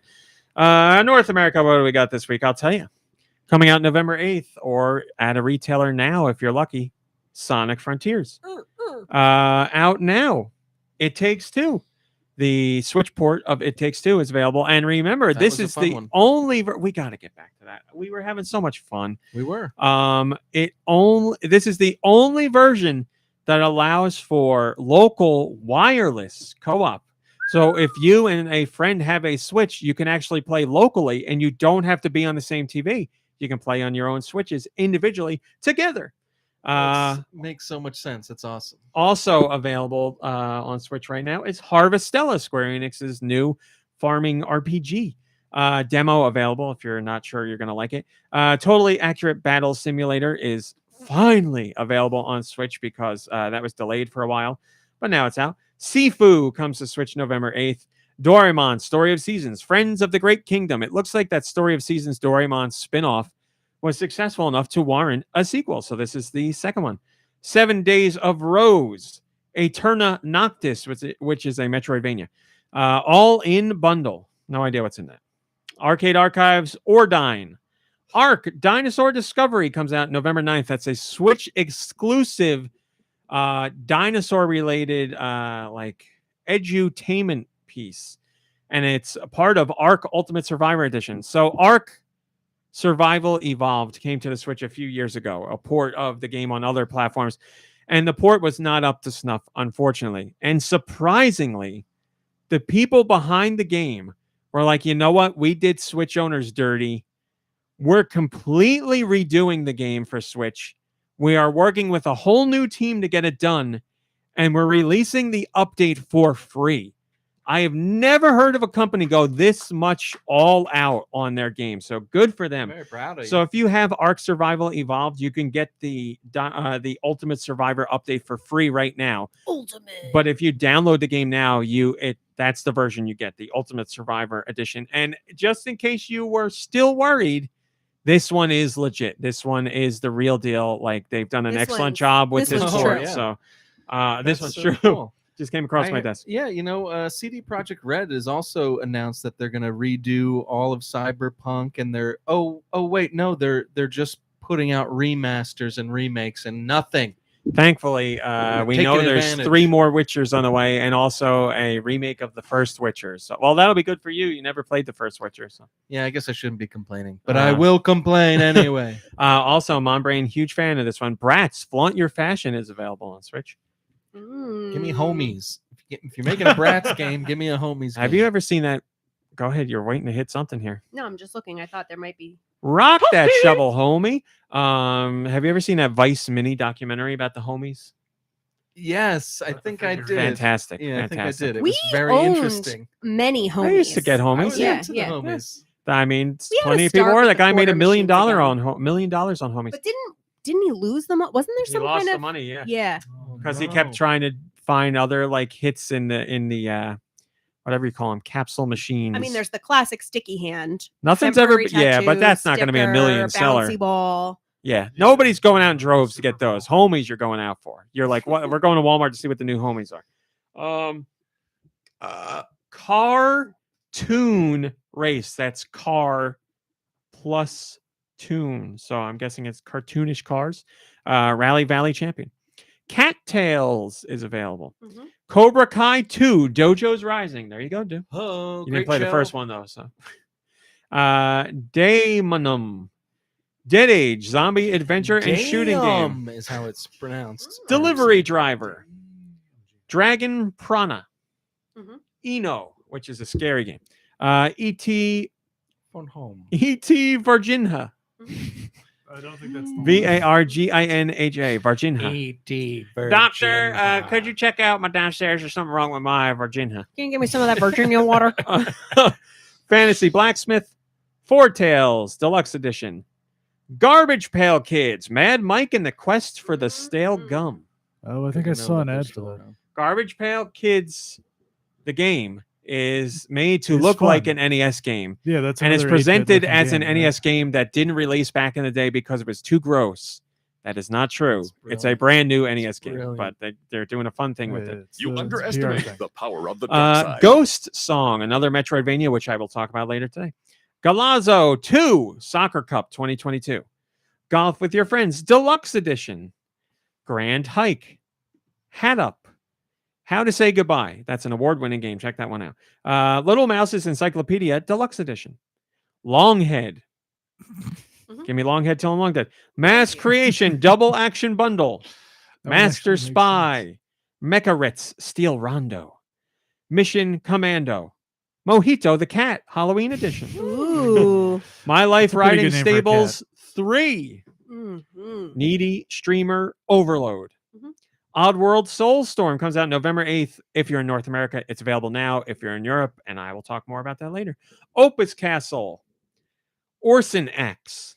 Pilgrims. The Pilgrim. The Pilgrims. Orson X. Sorry. Pirated Code Admin Edition. Pixel Paint. Proteus, which is a boomer shooter. Again, a boomer shooter is a first-person shooter that looks like a shooter from the 90s. Oh. Run Box Run from our friend Jules Watcham at a TUI. Sakura MMO 3. Shatter Remastered Deluxe. Space Tale, Every Journey Leads Home. It's about a dog in space. Just want to. Excellent. Oh no. And that's the end of the releases. That noise you made was good. It was like a brack. La la la la la la la la. Don't touch me. That just goes to show that, like, if we ever, this is such a horribly dark thing to think about, but if we ever die in like a horrible accident, we're gonna be saying something stupid right before we die. We're going to be making some weird noise I or hope saying so. something awful. I want to go out. Isn't that terrible to think about? Well, anyways, Well, back think to the about your podcast. noise now. Oh! That's it. Super Wooden GP, the Samurai Collection, Timor Redo, sorry, Violin, and that's Vylin, not violin, Violin, Oh, okay. or villain, maybe you're supposed to say it, and Word Puzzles 3-in-1. Shillelagh says Sonic Frontiers might get all the attention, but Ghost Song is a big release of the week for me, with a ghost emoji and a music emoji. Like I said, I will be talking about that in detail later today. Do you want to play the part of Nikki Hill here? It's big shoes to fill, but I would be honored. All right. Josh? What are the next European masterpieces? Let's find out with Nikki's sweet releases. Oh. Ooh. All right, here's a full list of what's coming out in Europe for the November 3rd, the year of our Lord, There we go. 2022. 2022nd. Yep. Man, This is harder than I thought. yeah, no wonder. AAA Clock 2. Awesome Platformers Bundle 5-in-1. 5-in-1. Delivery Driver, The Simulator. Oh. Doraemon Story of Seasons, Friends of the Great Kingdom. Dragon Prana, Enoch. Fantasy Blacksmith. Ooh, sounds like a novel my mom was reading. Finding America. She read the last chapter first. Yes, actually. you picked that up at the checkout aisle at That's where the hot Walmart. stuff happens. Finding America, the Heartland Collector's Edition. From Space, Garfield Lasagna Party.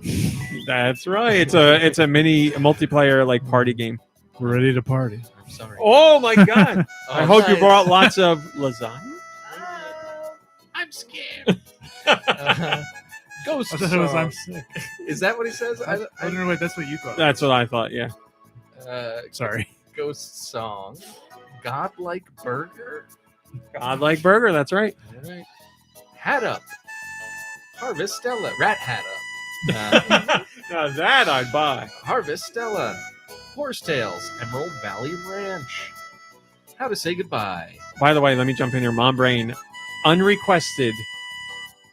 I got a review for Horsetails Emerald Valley Ranch. If you want, like, I told them thank you. I didn't ask for it. I had no intention of reviewing it, but I got it if you want it. What's it called? Horsetailed Emerald Valley Ranch. Very good. Very good. Very Horsetail catchy. Emerald Hidden Valley Ranch. Emerald Hidden Valley Realm. Lonesome The secret Village. ingredient is horses. It Takes Two. It Takes Two. Master Spy. Mecha Ritz Steel Rondo. Missile Command Recharged. My Life Riding Stables 3. Pilgrims. Ooh, very good. Pirated Code Admin Edition. It's beautiful. Run Box Run. Shatter Remastered Deluxe. Snow Madness. Space Tale. Every Journey Leads Home. The Samurai Collection. The Vanishing Hitchhiker. Totally Accurate. Battle Simulator. Tabs. And Weedcraft Inc. You are familiar with Totally Accurate Battle Simulator, aren't you? I am. I got to play it with a That's young right. boy and an old friend. And, it was a lot of fun. Seeing that game through the young boy's eyes was I a lot want to of see fun. one dog versus 10 cavemen. It was strangely fascinating. And, like, I'm interested. and we like dumb stuff, so like Yeah. we would have fun with it. But it's Yes. funny to see what dumb stuff like a kid will come up with, because like we come up with some dumb stuff, but man, he would come up with some. It's dumb amazing stuff. to see the Real world through the dumb. eyes of a dumb child. But I didn't mean it like that, but yeah, it was a lot of fun. So I mean, we got to play for no additional charge on Game That's Pass. right. I wouldn't Nice. pay what they're charging on the Switch. It's like ridiculous. I don't for know what it is on Switch. Is there a comment? There is. Sorry. Heard good things. It's from Currybo. Heard good things from the pod crew about It Takes Two. So I might have to check that out. Yes, Stu and I can both vouch for that one. Not specifically the Switch version, although I hear that one runs excellently. We will vouch for the game itself. We did not finish it, but we should. We Yeah. didn't stop playing for a lack of interest. We just, I don't know why it's we my fault, I'm stopped. sure, because I got busy and forgot. But Well, we really enjoyed. It had some of the most like inventive platforming I've seen. and so varied too. Like Yes. every level you're doing something different, and it wasn't like, oh, I got to learn something new. It was like it was all very interesting, and each the way they did it to incorporate both people, it wasn't like you and I were doing the same thing. It's like somebody had one tool and somebody had the other tool, and you had to work together. And man, really inventive, like you said. Totally, it's not that expensive. Totally Accurate Battle Simulator on Switch is normally $20, but there's a 10% launch discount, so it's $18. That's not bad.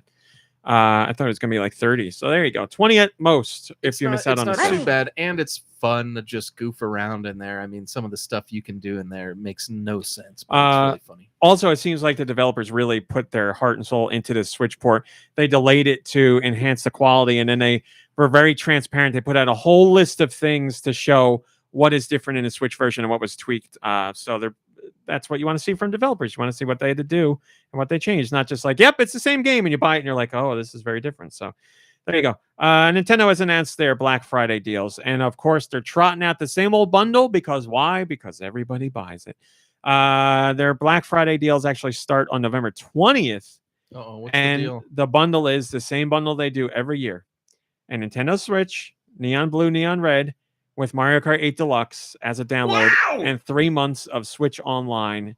And the bundle is $300, so roughly a $70 value net. It's a great deal, don't get me wrong, but it is the same bundle they do every year. And But it's people not eat even it up. an OLED Switch. It's the regular Switch, original. baby. And then they say my Dell deal was way better. Way better. They say $20 off other select titles for Black Friday. Mario Party Superstars, The Legend of Zelda Breath of the Wild, Animal Crossing New Horizons, The Legend of Zelda Link's Awakening, Fire Emblem Warriors, Three Hopes, and Bravely Default 2. So those games, instead of being $60, will be $40 for a limited time. You can also get 33% off WarioWare Get It Together and Big Brain Academy Brain vs. Brain, as well as $40 savings on Mario Kart Live Home Circuit, because that's more pricey as it is. That brings it down to $60 instead of $100. Black Friday deal. There you go, everybody. There's your Black Friday deals. Currybo says, would it not make more sense to bundle with a different game?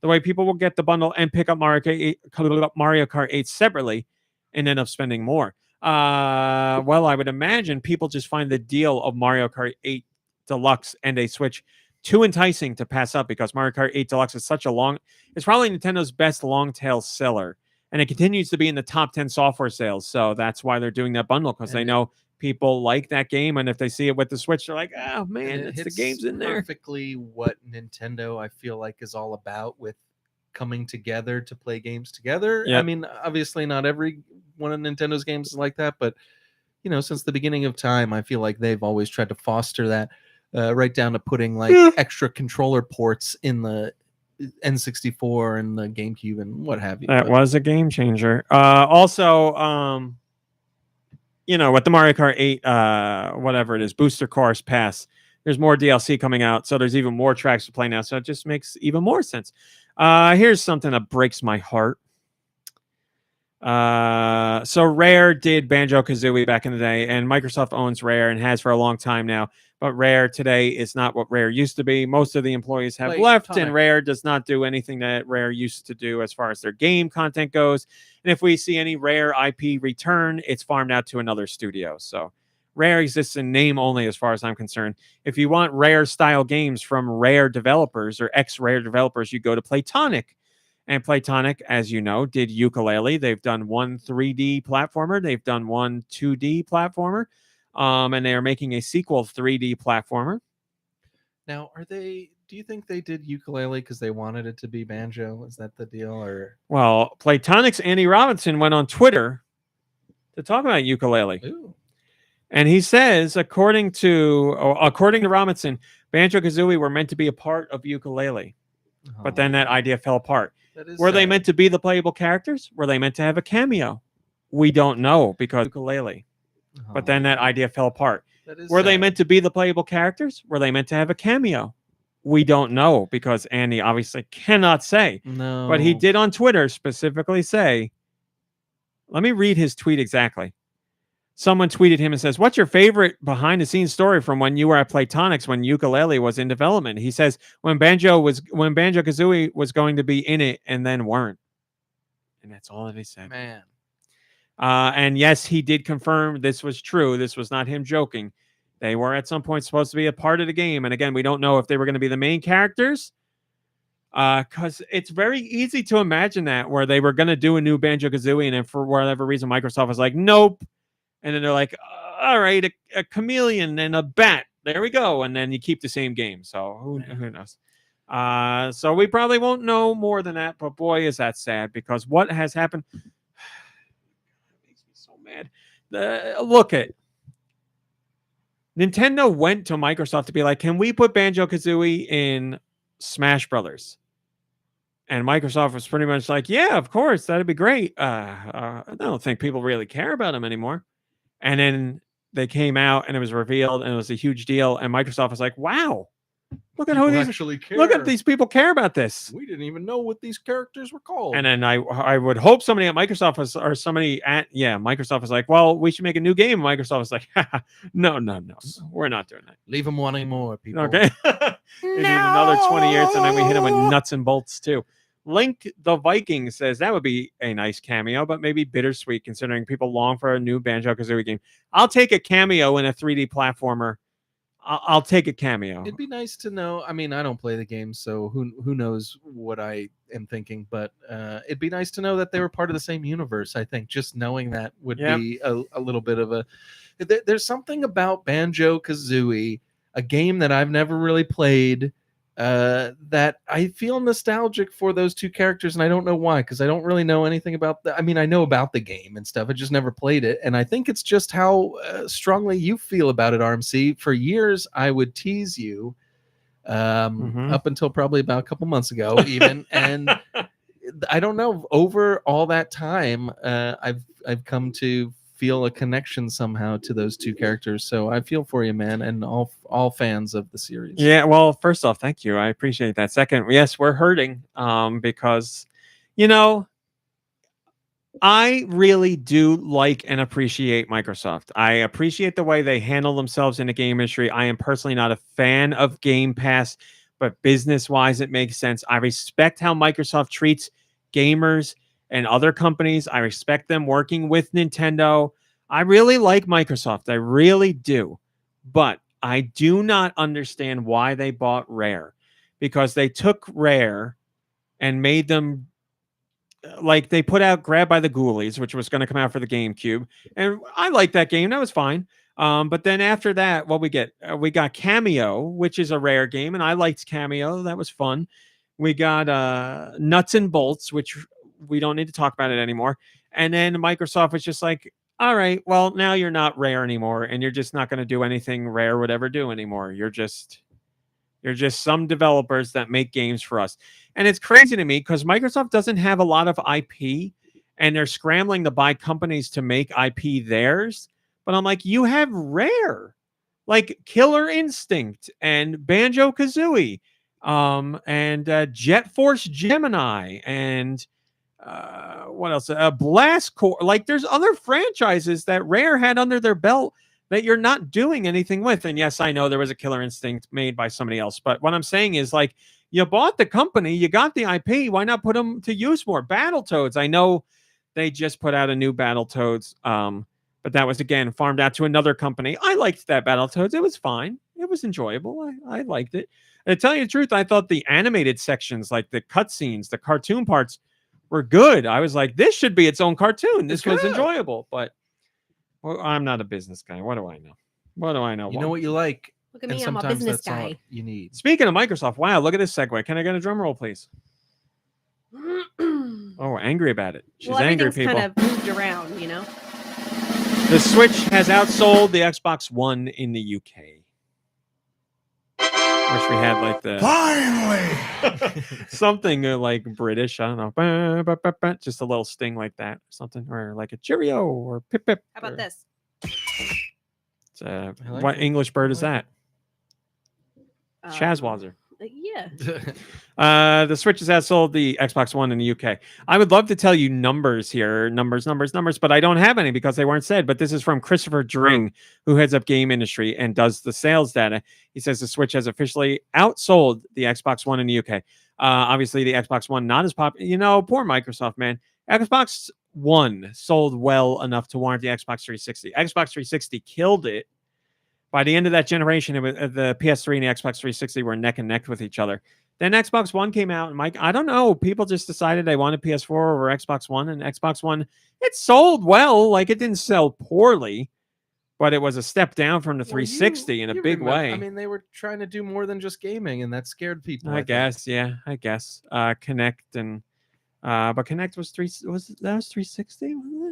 I don't remember. I don't remember on the Kinect, but I just remember when they announced Xbox One, it was like, you're going to be watching all your shows and your movies, and everything's going to be coming through this little box. And I was like, I just want games, man. And like, I went with PS4 over the Xbox One, and I think that was the one to go with. Yeah, didn't regret it. If anybody in the chat is a former Xbox fan or still enjoys Xbox but has some personal or had some anecdotes or insight into why Microsoft has, I don't want to say fallen apart because they haven't, but they're certainly not like as popular as they were when the 360 was out.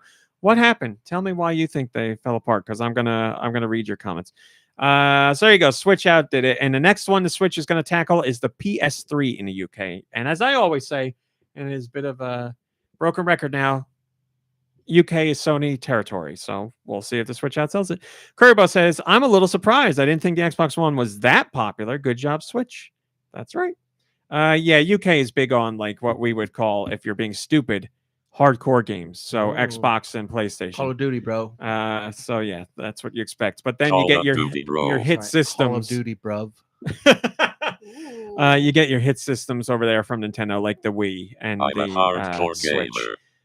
We would never think anything other, Josh. That's your top stories, everybody. Mom Thanks. Brain. Very cool. Very cool. Mom Brain, what have you been playing? I haven't played anything, but I did download 2 games to my Switch. The mouse one. Yes, the mouse one. Like it was like a mouse story or something. Mouse Simulator. That you said was Tunic. I might no, like. That's a fox. That is a fox. Yeah, what was? And then there was another one that I did Moss? download, thinking I was like gonna be able to play them, and my life got What was turned it? upside down. I'm gonna look them up, so I'll get back to you. Thanks, Mom Brain. Kirby. I haven't played anything. Excellent, either, Kirby. Sorry. Do. Yo, Do here. So, This is how we do it. so I received part of. I spoke a little bit about my Switch bundle that I got last week. Ghost of a Tale. The rest of the bundle came in the mail, so I got the Mario U Deluxe, Luigi U Deluxe. New Super Mario Brothers U Deluxe. That's the game that I got, and So that includes New Super Mario Brothers U and New Super Luigi U. yes, I popped it in and played a couple of levels on that. I played it. I had it on the Wii U, and I remember really liking it. Started playing it through, and I was like, this is a little underwhelming compared to what I remember of the game. It's still polish, perfection, like the controls, obviously, like perfect.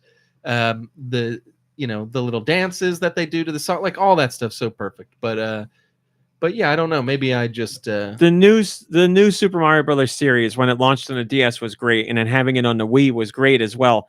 But after you get that, they are very much like a paint by numbers Mario. Like, I want my 2D Mario to have a little more personality. yeah.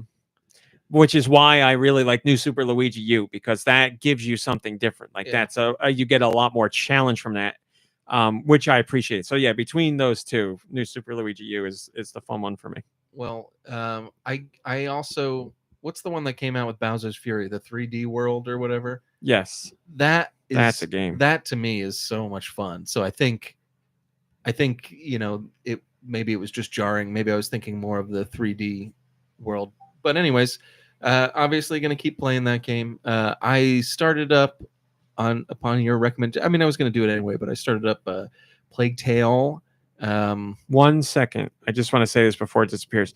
Solamaster Link says the E3 announcement for Xbox One was a disaster with digital rights management, locked discs, and it was sold with Kinect for $100 more. Well, I retract my statement. I forgot all about that. Yeah. I remember the disc thing, but not the other stuff. So there you go. Yeah, man, makes sense. Makes sense. Thank you, Solamaster Link.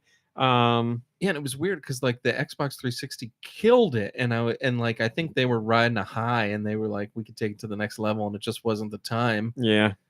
And PlayStation was doing the reverse thing where they were like, oh man, we just got our nuts handed to us because we thought we were cool. We better be a little humble with the PlayStation 4, and now it's reversed again. But anyways, so I started up this Plague Tale and played through the opening part of it. Yes, I really like it, and I want to play more of it. It's just not the time. It's just not the time. I'm stuck in Red Dead. I can't get out of it. You're in Red Dead again? All week. I've got the rat hats. I've got the. I love how last week he's like, "Hey man, you do you. If it's fun, you do you." And now he's like, "Oh my god." No. I'm not saying it's bad. I'm like, oh man, I'm surprised that you just talked about how you do this and you're not going to do it anymore. Or you're going to try and stop yourself from doing it, and then the next week you went right back into it. Well, why not? I'm considering this all one. This isn't like a second relapse. This is one relapse. Gotcha. But yeah, no. I mean, I've got every satchel. I'm hunted. Like I haven't played a mission in all week. I've just been hunting, and it's amazing. Like I said, I turned the score off, so it's just me and nature and killing. Oh, the musical score. Yes. I was like, score? There's a score? Yeah, no, I turned the musical score off and like how many points is a living that word? Unlimited, baby. But yeah, so you know, it's inexplicable. It's time wasting. It doesn't mean anything. Just like every other game that I sink all this time into, one day I'm gonna wake up and not play it anymore. What happened that sucked you back in? TikTok did it on this one because I follow a couple of. I've been popping up like a lot of Red Dead. I guess modders are going crazy with Red Dead, and like some of the footage they put up there is like hilarious and awesome. And I was just like, this game is just so good. I should play it again. And luckily, the last time I played it, I had saved it at every chapter, so like I can go back and play wherever I want. Because like if you probably didn't beat the game, but like there's parts of the story that I don't want to say suck. They just suck from an emotional level, and it's like too much to deal with. It's like that's my one thing about the game is like it's got a really good story, and I do like the characters, but a lot of times because of the way that the game is structured, you can do a lot. There's a lot of freedom, but you can't do everything with story characters, and a lot of characters in the story do stupid things that you can't like change. And as somebody who's beaten the game twice and knows how it ends, it makes it especially depressing towards the end when you see all these things happen and each one is like kind of dumb and you're like, real people wouldn't do this. Like I looked up what $4,000 was in 1899. We could go to Tahiti right now, Dutch. Like we don't have to I don't have to beat up this guy with tuberculosis and get sick and die because I've got the money. Like his wife goes and becomes a prostitute because I do that. And it's like, I want to just say, no, I've got the money. Let me take care of her debt. But you can't do that. And I mean, obviously it makes the story better in the long run. But anyways, I've talked way too long about this game, but I'm going to be hopefully breaking it off this week. We'll see. I'm not trying to. Well, here's the thing. You can't force it. Like I can't just say I'm going to stop playing it. Deadline. It's red deadline. Red deadline. So yeah, so I don't know. Like I just have to wake up one day and not feel like playing it, and that's what's gonna get me into. Whoever wakes up and doesn't feel like getting more rat hats, you're never gonna get out of this cycle. It's incredible, this rat hat, and I've got the squirrel hat too. So I switch between the squirrel and the rat hat, and it's great. One thing I don't like is I'm dressed to the nines with these all these clothes that I've hunted and manufactured myself from all over the map. And you'll say hi to an NPC and he'll be like, "You look like a fool." And it's like, what are you talking about? Like I'm dressed like a damn pimp of the wilderness. Like respect the drip, cowboy. Yeah, God. But anyways, there's no accounting for taste, is there? That's right. Well, thanks for listening to what I had to play. I like to talk about this stuff, and I appreciate the time. RMC, did you happen to play anything this week? Oh, thank you for asking. Wait, you before guys, you do by the that- way, the chat, tell me what you played and I'll get to it. Yes. Can I tell you the 2 games I downloaded? Yeah. The Spirit and the Mouse. Yes. Now I and remember. Paradise Marsh. Oh, Paradise Marsh. Yes. Yes. You're going to love Paradise Marsh. I'm sure of it. What did I play this week? Well, I played and beat Ghost Song. I'll be writing a review about that. Oh, thank you. Thank you. My review, let me see. How ambitious do I feel? Tuesday? Wednesday? It's one of those days. I'll be doing my review, but I will talk here. Ghost Song is a Metroidvania where you play. I don't even know if I want to say what you play as. You play as a character that's clearly in some kind of robot suit. We'll leave it at that. I'm into it. And like I said, it's a Metroidvania, and you get it's Metroidvania. You go around, you get new abilities like a double jump and shoulder tackle and the other stuff, and they help you reach new areas, and you explore this planet that you come to find has people that have crash landed on it because there's some sort of barrier in space that automatically makes ships like deactivate and they come hurtling down towards the planet. So it's about them trying to figure out how to shut down this thing that's crashing ships and get back home. And you help them. It's full of these Solid Master Link. That really is how I played the Game Boy this week. Yes, that wasn't for a photo op. That is legit how I played the Game Boy with a headlamp on my head. Oh my! A Game Boy. My head on my head. That's way better than those little lamps that That's they what I sold said. with them. Better than the worm light. Yeah. I didn't even have the worm light. I wish I remembered what the thing was. It looked like it was made by Nintendo. It was like this square that slid on the I thing. had that, and then you flip up a magnifying glass I had and switch that. Ooh, I had that too. yeah. Cool. I remember playing like Bart. Something about Camp Crust Bart. You're at camp with Bart on the Game Boy. I used to play with that thing on all the time. Cool. But anyway, Was it like Escape from Camp Krusty? yeah, that's it. So Ghost Song. It's got some really weird monsters in it, and they make you uncomfortable, which I like. Hello, Eggplant Jr. Escape from Camp Deadly, he says, is the name of the game. And you get some cool like sub weapons like giant swords and stuff. It's it's a Metroidvania. It doesn't really do anything that like breaks the mold, but it's got interesting characters and story, and I like the map. I liked it. It's not my favorite Metroidvania of all time, but it's better than your average Metroidvania. So it was good. Got an interesting soundtrack. It's got a soundtrack that makes me think of like Life is Strange. Like there's nobody singing in it, but it's lots of like melancholy guitar music and things like that. It's all guitar music actually. But yeah, it was enjoyable. It was interesting. I still think there's some secrets I don't know. Why is this happening? No, I didn't, Colma. I got to do that. But yeah, I'll write my review this week, but I did enjoy it. I also played on the Game Boy. What's the name of the game I played? Damn it. Avenging Spirit? Let me look it up. Avenging Spirit. I do this garbage every week. Yes, Avenging Spirit. So Avenging Spirit, which we talked about in the past, had that horrible Game Boy box art back in the day where it looks nothing like what's going on in the game. And it's not representative of the game at all. But they were like, we got to put this on the box because that'll get people to Sounds buy like it. Video game box art. It had like a gangster. Yeah, here he is. And a Tommy gun or something. Oh, okay. There he is. This is the cover for the game. And the game is about being a ghost and possessing people. And one of the guys has a gun in the game. So that's what they're. Is it supposed to be like Indiana Jones font?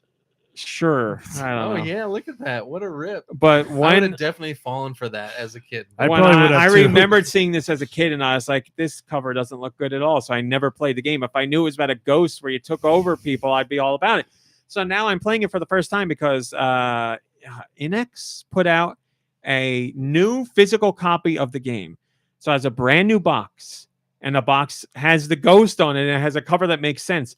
It's a magnetic clasping box and an actual Game Boy cartridge, a color manual, and a ghoulish green glow-in-the-dark cartridge. So they went all out. You know, there's a kid's book called A Creepy Pair of Underwear, and the creepy pair of underwear has a ghoulish greenish glow. Wow, I did not know Yeah. that. So I played that this week on the actual Game Boy. I was playing on my Game Boy Pocket with a headlamp on. Yes.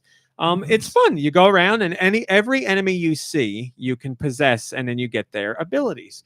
So the Tommy gun guy's got a Tommy gun, and he can jump. And then there's a girl that like kicks and punches. There's this guy that jumps really high. There's some like lady that's dressed in like a fancy dress, and she throws like balls at people. I don't know, but you can be her.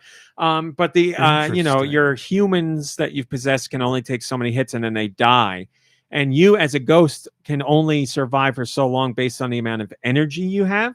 So if your human host gets killed, you have to find another host before your energy runs out or the ghost disappears. So it's a neat little mechanic. I played through 3 stages, and it's fun. It's an old Game Boy game, so stages are very short. And it's very limited in what you can do, but it's enjoyable. Back in the day, I could imagine playing it and really liking it. So it's a good one. I got more to go with it, but I didn't want to just like blow through it in a half hour. So I'm going to go back to it, but it's fun. Oh yes, I'm playing Oddworld Soulstorm on Switch, which you guys know I'm a big Oddworld fan. I'll have a review of that game when I'm done. Did you play this one already? I played it on PS5, yeah. And I'm shocked at how good it is on Switch. Like, obviously there's a visual hit, but it runs fine. Like, I haven't encountered any slowdown or anything at all. They've done an amazing job with this port so far. We'll see what happens. That said, I did have one issue where I loaded into a level and the music didn't play. And one of the enemies, there's a level where there's snipers in the background that you can't kill. They're always there, but there's supposed to be a portion of the level where they can see you and you have to sneak around to get by them. For some reason, they could see me through the entire level. So it made the whole level infinitely harder because there were sections where they're not supposed to be where they could shoot me. And it took me like half the level to realize. I was like, I don't remember this being this hard. And I was like, oh, I think something happened here.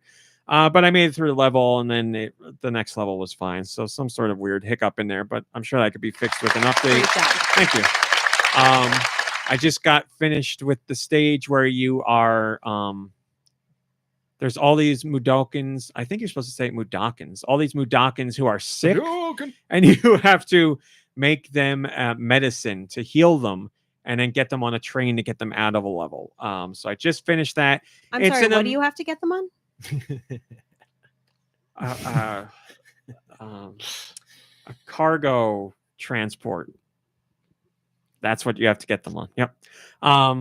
This stage, not as whimsical. This stage is amazing because it's set in like a mountainous valley, and this game has like dynamic camera. You're still playing side scrolling, but the camera is dynamic, so it like swoops around the environment and spins and moves with you. It really makes it very cinematic, which is something that's always been part of Oddworld games.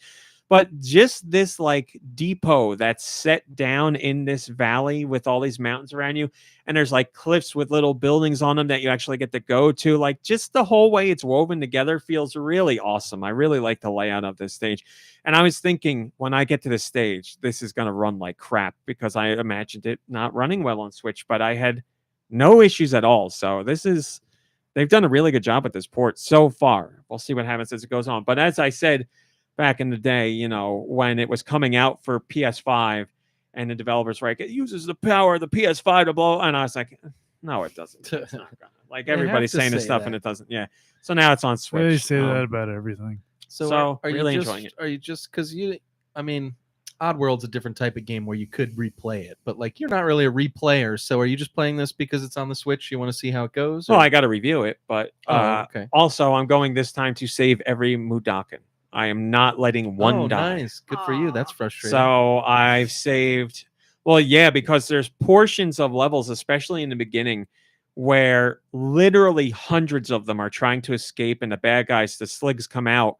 And as the Mudokons in the background are climbing up ladders to escape, the Sligs in the foreground are turning towards the background to just mow them down. So they're like killing like hundreds of So them how do with you their stop guns. that? You open up gates to let the Mudokons out. So once you do that, you're screwed. But before that, you can make a plan. So like I was throwing, there's like the Soulstorm drink ignites with fires. So you can throw that on the ground. So I threw that in front of the doors where the bad guys come out. And I threw down stun mines as well. Then I pulled the lever. The door opens. The first guy comes out. I possess him because that's what Abe can do. So you become that guy. I shot all the other places where I threw down the Soulstorm, and it sets it on fire. And then I exploded that guy. Then another one comes out, and he gets hit by the mine and gets put to sleep. So all the other ones are blocked by fire, and then the other one that comes out is asleep, and everybody can climb out and escape. So it took a lot of turns to do it, or a lot of tries to do it right, but it's so satisfying when you see the counter up top. It says like 200 of them, and you see it ticking up, and you get all of them. And I was like, man. So, I mean, that's part of the series, right? Like you've always, so like most of them. What I'm trying to say is, as someone who's not really that familiar, when I'd be playing the game and I saw them mow down those guys, is it obvious you can save them, or is it just kind of like? Yes, it's obvious. Trying to save them, I would be like, "Well, there's no way to save them." It's obvious. Well, the whole story is about Abe saving his race. So, I mean, it's a major plot point. There's got to be a way to save every single one. The game, like when you're in the game, it has the counter for the Mudokons to show you how many there are. So you should figure you're going to be able to do something with them. But on top of that, yeah, like when you turn and you see them shoot the guys in the background. You get like.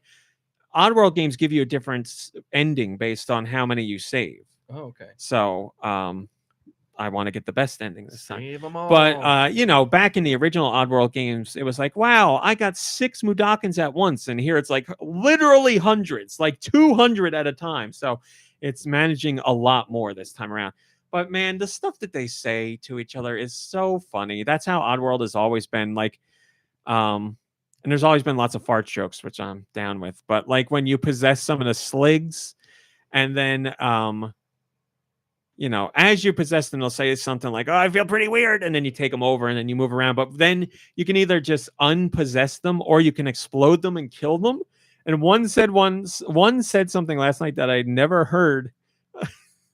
It's such a bad, stupid joke. So when you go to unpossess, they start to shake and then they explode. And as I did that, the guy said, "I got some bad gas," and then he just exploded into a million bits. It's like, it's such a stupid joke, but I love it. I mean, fart humor is a part of Oddworld. Guys are farting all the time. Fart humor is a part of everything. Abe will fart and laugh. Like other Mudokons will comment on somebody farting. I heard that, or I think somebody farted. It smells like a fart over here. They all talk about farts. They talk about something is looming. But yeah, I'm really enjoying it so far. So again, if you're an Oddworld fan, you don't have to wait until November 8th. You can hop on the European eShop and get that one. But the North American eShop version is out the 8th. There is a retail release too as well. And I did an interview with Lauren Lanning this week, the creator of Oddworld. So you can check that out as well. Farting come up in the interview? Didn't ask him about farting. I did ask him, deep lore questions about Oddworld because I wanted to know. And he was nice enough to retweet it on Twitter. So thanks to Lauren for that. And then the only other thing I played this week was the Sega Genesis Mini 2. It arrived 5 days earlier than expected, which was excellent. So the Sega Genesis Mini 2, which I've talked about in the past, has a whole bunch of classic Sega Genesis games on it, as well as Sega CD games, which is why I bought it. So I sampled a bunch of games I never played. Don't need to talk about any of them because I only played them for like 5 minutes just to check things out very quickly and see what I was into. Anything? Yeah, there's some good ones in there. Yeah, I can't tell you the names of them because they're names I don't even remember. Like, I didn't know them when I was a kid, and I don't know them now. It's stuff I heard about it for the first time on this system. So there are a couple I saw in the trailer that I wanted to check out, found those and played them. And there's some interesting ones. There's a lot of shmups. There's a lot of shooters, which I knew the Genesis had a lot, but there's so many I didn't play. So there's some interesting ones in there. But I went and played 2 Sega CD games for about a half hour. I played Sewer Shark first off because, of course, and I wrote about it on Patreon. It's still good. It's still good. It's a fun game. The acting is cheesy in the best way possible. The game, I think, is legitimately fun. It's a good game. I love everything about it. Very nostalgic for me. And I also played Final Fight CD because I like Final Fight. And the CD version has an amazing soundtrack. It's got that 90s. I don't know how to describe it other than when games were first on CD, composers were like, we can make CD quality music. But instead of just doing like real instruments, they'd have like one real instrument, like a guitar or whatever. Yeah. And then everything else was like very synth style stuff. I don't know how to describe it. Sort of like in, Symphony of the Night. Yeah, kind of like that, except like every so often you'll hear like a guitar solo. Yes, that's what it's like. It's just got such a feel of that era to me. I don't know how to describe it as a genre of music, but that's what it's like. All the Sega CD games have that style, like Echo the Dolphin and Final Fight CD and Sonic CD. All of them, it's like jazzy European new age dance. Like, I don't know how to describe it, but Final Fight CD has that soundtrack and it's got amazing songs. So plus I just like Final Fight, so I played some of that. And I was excited. I don't know, well, I guess you're not sticking around, but if you're sticking around, if you wanted to just, I plug it in the living room and you could snoop through and see what's there if there's anything that tickles your fancy. Yeah, I'm interested. Ooh, now tickling fancies. Now this was called the Mini 2, so there's been one already. I didn't buy the original Mini just because I heard it wasn't so hot and it didn't really have any games that I didn't own elsewhere. Yeah. But the pull of Sega CD HD. Now I know the videos aren't in HD. They still look they're more blocky than ever, but just being able to play it HD rather than on the actual Sega CD, that pull was too strong for me because I want to see it look that much visually clearer. B, my Sega CD and the discs are so finicky that every time I go to play, I'm always worried it's just not going to read. So having some sort of backup for some of my favorite games, like it has Sewer Shark, it has Night Trap, which Night Trap, it's not one of my favorite games to play, but to own, it's important. Sonic CD, Mansion of the Hidden Souls, Final Fight CD. Like there's a whole bunch of ones on there that I really like. So I had to do it. I went in on it. But it's not all Sega CD. It's Genesis too. It's like 80%. It might be 85% Genesis, 15% Sega CD. Coleman says if you play Sonic CD, it gives you the option for the North American or PAL.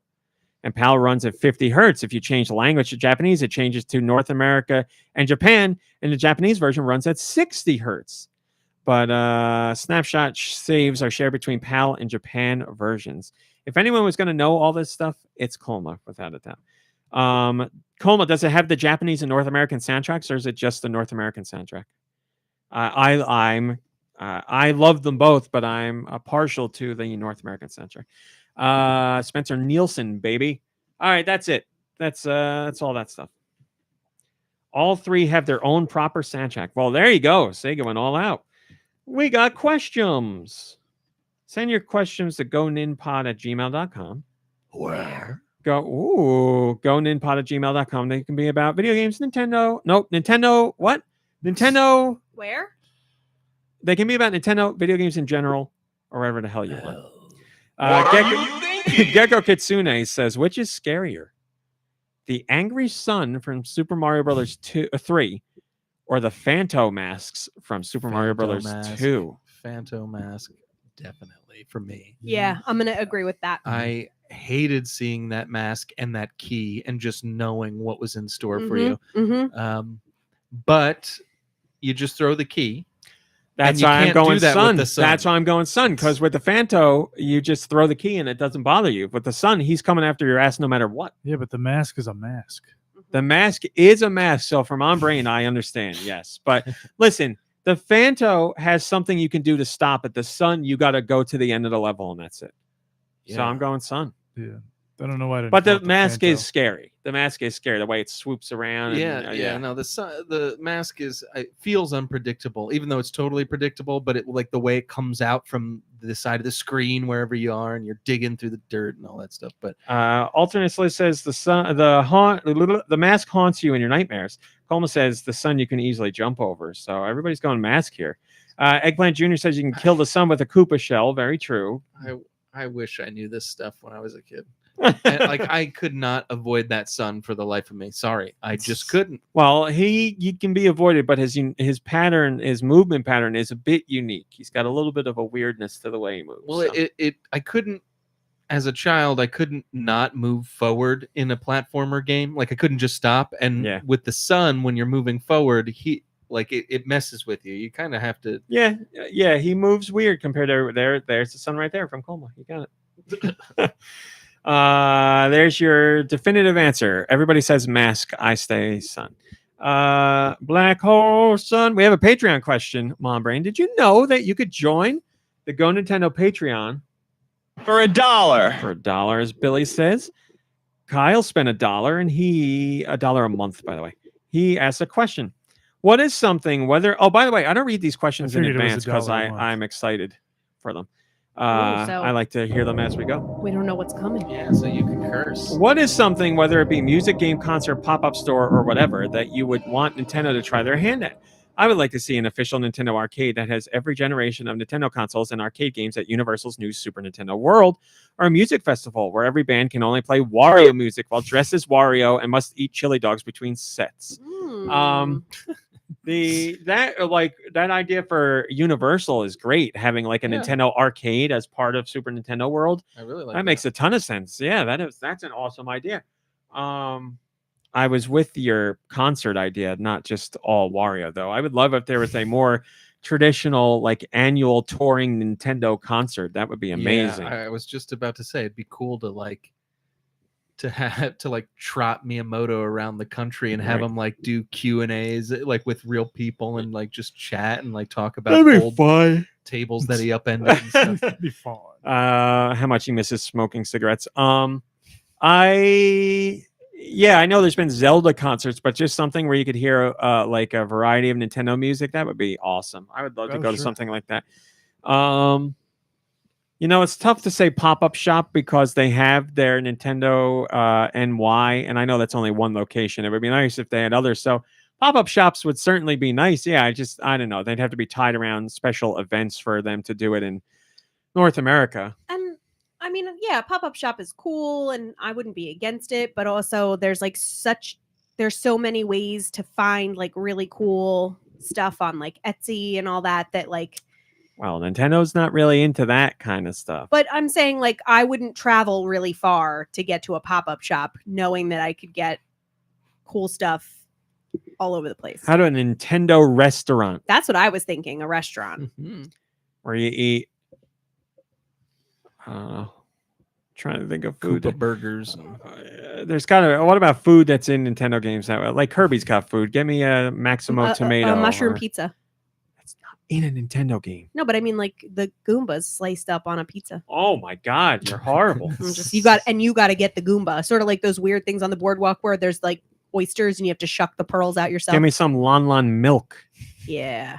Lon Lon milkshakes. Oh my God, yes. That's what I want. Come on, there's got to be a whole bunch of food in Nintendo games that we're not talking about. Like anything you make in like Breath of the Wild. There you go. Yeah, make some dubious food. How about a whole menu based off that stupid kingdom in Odyssey, whatever it's called, Food Kingdom. The Food Kingdom, yeah. Is that what it's called? I don't think so. They probably Gourmet Kingdom. Is that a little more clever than that? Yeah, that's stupid. Then give me Yoshi's Cookies from Yoshi's Cookie. There you go, or Yoshi Cookie, whatever it's called. I mean, they've got a bajillion options, but I worry. Bulma says, "I want to eat Pikmin." And you like pluck them yourself and Luncheon Kingdom. Thank you, alternate Liz. Luncheon Kingdom. It's terrible. Pikmin pie. There you go. Bulbs of garlic. Yeah, like bulborbs of garlic. Nintendo restaurant. I want monster cake, says Highly and Tom. Take my money. Yeah, it seems like this restaurant one is a good idea. There you go, Nintendo. Take that idea for free. I'm sure they've never ever thought of a Nintendo restaurant before. All right, that's your questions for this week. Let's do some music Some beautiful trivia. questions. Oh my god! All right. I got Oh. music. You want to hear it? You want to hear it? Oh. Send your music to goninpod@gmail.com. Where? goninpod@gmail.com. Please put music in the title. Help out your local mom brain. I will. Oh, Sorry okay. for the fizz, everyone. Kirby, remember not to grounding. look. Oh, yeah. Thank you. Thank you for reminding me. My pledge. This first song comes to us from Wendy's $3 breakfast deal. It comes to us from Mikey3319. We're just dealing with some ads here, letting them play out. This one's 3 minutes. To play us out. To end the show? Gotta say no thanks to YouTube TV. Here we go.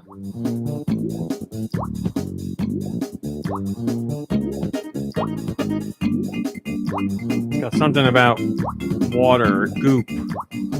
Is this like N64? It is. Oh, okay. No, No. It is.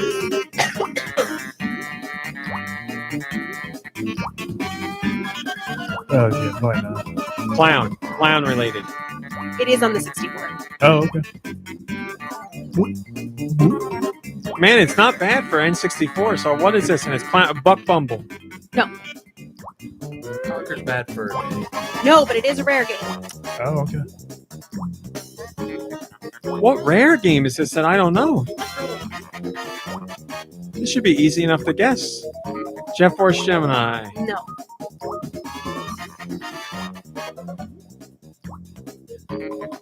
It's a rare game on the 64 and I can't get it? You must know it. Yeah, come on. It's not a Banjo-Kazooie or Banjo-Tooie? Nope. Blast Core? Nope. It's not Perfect Dark. It's not Goldeneye. It's not. What rare game am I forgetting? Diddy Kong Racing. Nope. But it is. Is it a Donkey racing Kong game. 64? It is a racing game from Rare.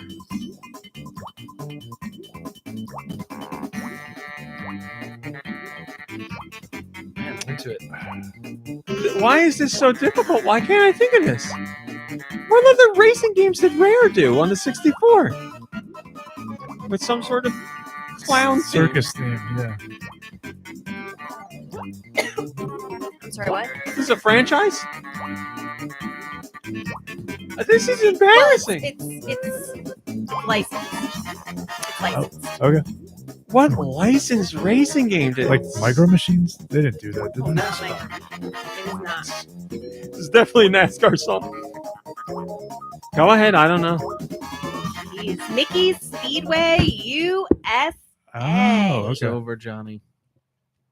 I guess that game all the time for the Game Boy Color because I owned it on the Game Boy Color.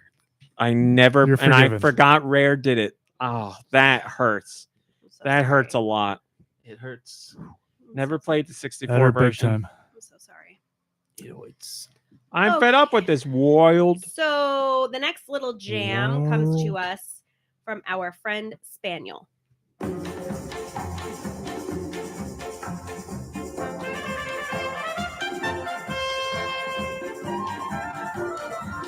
What system? Switch.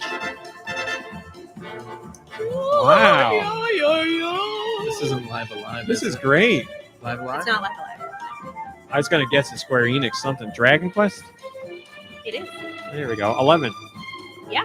Yeah, I thought it had that feel to it. It's good. So that was Dragon Quest 11. from Here's your Spaniel. latest reminder to go play Dragon Quest 11. There is a demo, so you can try it for free, and it is a lengthy demo, so you get a lot of time with it. Very cool. All right. This next. What kind of world is it where I get Dragon Quest 11 and I don't get a Rare game? This next Jamalama I don't comes know, from man. Jess I. Finally. No. Really? Donkey Kong Really? Country. Even Is this a better. rare day? What's going on here? It's a Way the rare cookie day. crumbles.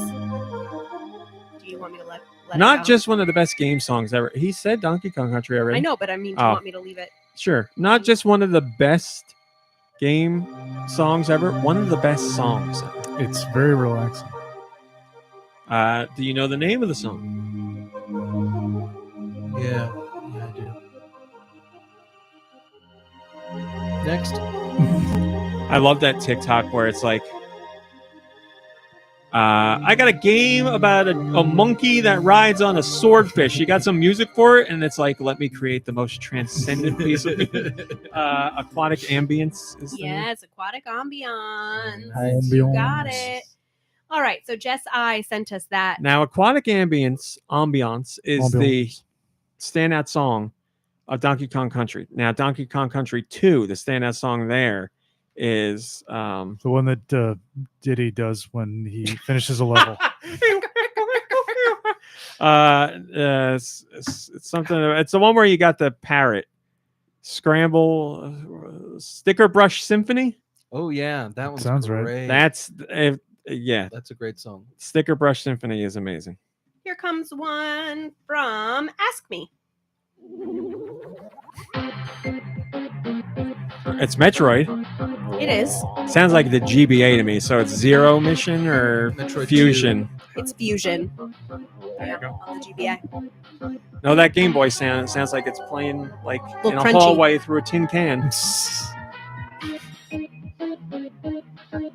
Are we good? I'm great. Okay. I'm fine. Okay. Feel pretty lucky. Oh, we got one from Pretrap.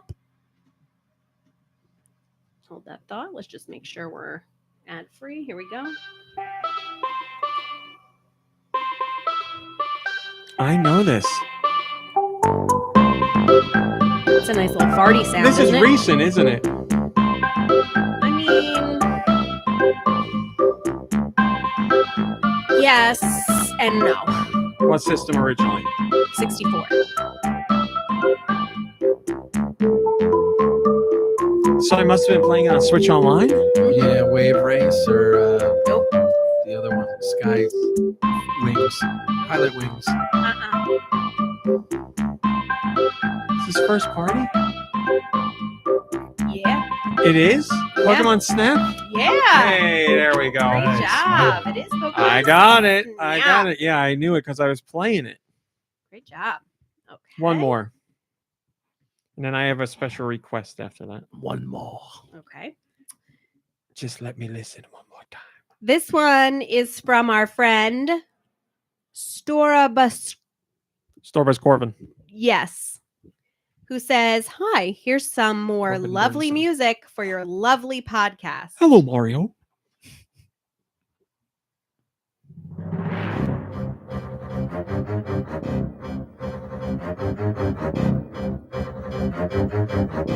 Why are you making a face?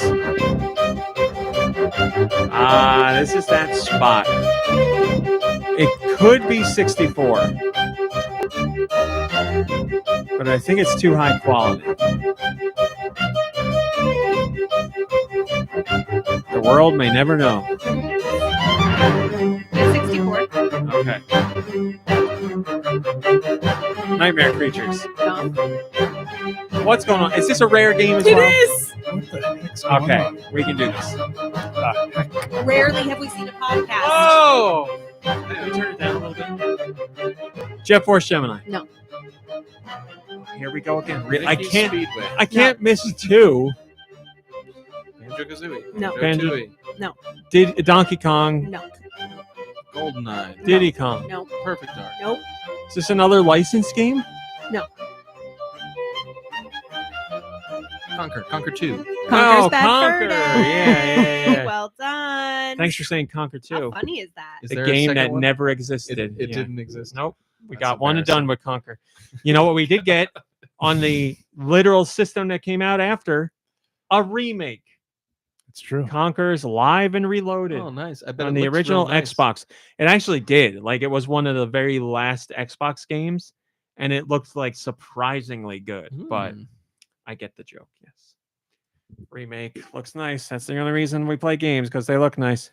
That's not true. We got Conker's Oh, Cole, but don't give me this Conker's Pocket Tales stuff. We're not talking about that.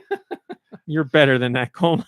Is that an unconfirmed sequel? No. It's a thing, but it's like Conker's not like himself. Listen, before Conker was made, the plan was just to make a 3D platformer about a squirrel, and he was a nice guy. And then they're like, let's do something to differentiate it. And how about let's get some like older gamers to pay attention. Make him a rude dude. So they went and made him a rude dude. But on the Game Boy version, he's like Wiener Conker. So it's not really not my Conker. Right. Not my Conker. I didn't even know it existed. Yeah. Weird. Colma says Conker was a good guy in Pocket Tales and Diddy Kong Racing. Yeah, like that's not Conker. Nope. Although maybe it's from Conker drinking, because Conker starts off drunk. And Conker's bad for a day. Maybe that's just how he acts. He's just an angry drunk. Yeah, maybe that's I feel like Conker and Wario could have a good relationship. You think? Conker's way dirtier than Wario. Like Wario is like to fart. You know, they might hang out. Wario would probably find him funny. Conker goes around. Wario's probably like physically dirtier. Conker goes around a club and pisses on everything. Ooh. Yeah. I bet you Wario. He jumps on a lady's boobs. Granted, she's a flower, but still. What else does he do in that game? Lots of sexual references. Wario's not calling anybody a twat. The Great Mighty Pooh's calling you a twat. So do you think Wario would be clutching his pearls, hanging out with Conker? He would actually be Wario would think he'd be into it, and then he'd when he get there, he'd be like, oh wait a minute. That's what... This is too much for me. Yeah, Conker, forget it. Conker's a whole different level. But yes, I've never played the Game Boy Conker. So I also never played the Game Boy Banjo-Kazooie, which I feel like I missed out on. So should go back and play that. All right, Deux, you got something for us on the way out? Yeah, it's funny that this was a rare type podcast, because the rumor of the week has to do with this. This just came across my desk, ladies and gentlemen. Deux Views. It's never news. Rumor of the week, starring Deux Michaels. Ladies and gentlemen, usually these rumors are ridiculous and not true at all.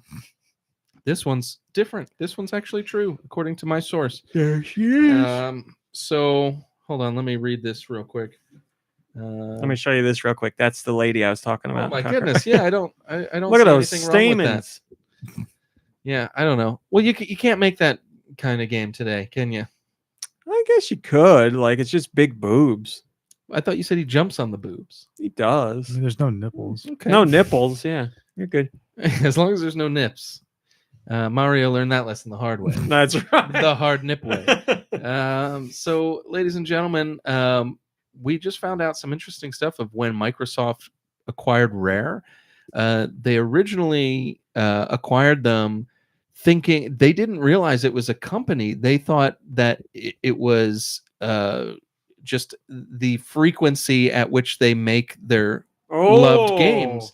So that's why over the years we've seen less and less Rare games, because they're so rare. Because Microsoft just now is starting to get like, oh, people like this Rare kind of stuff. I didn't even know we owned it, and that's true.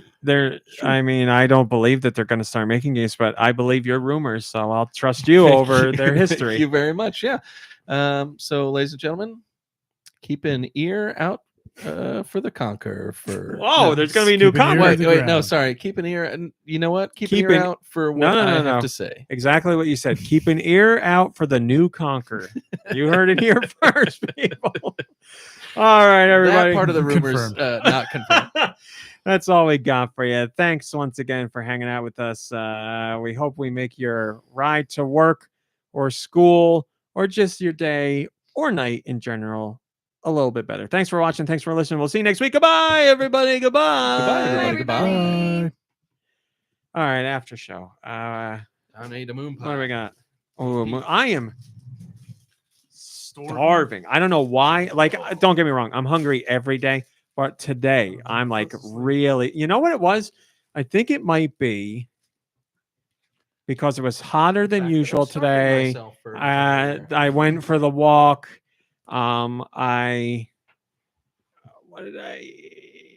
there was another reason it escaped me. I can't think, but I'm starving. I'm so hungry, and I have eaten.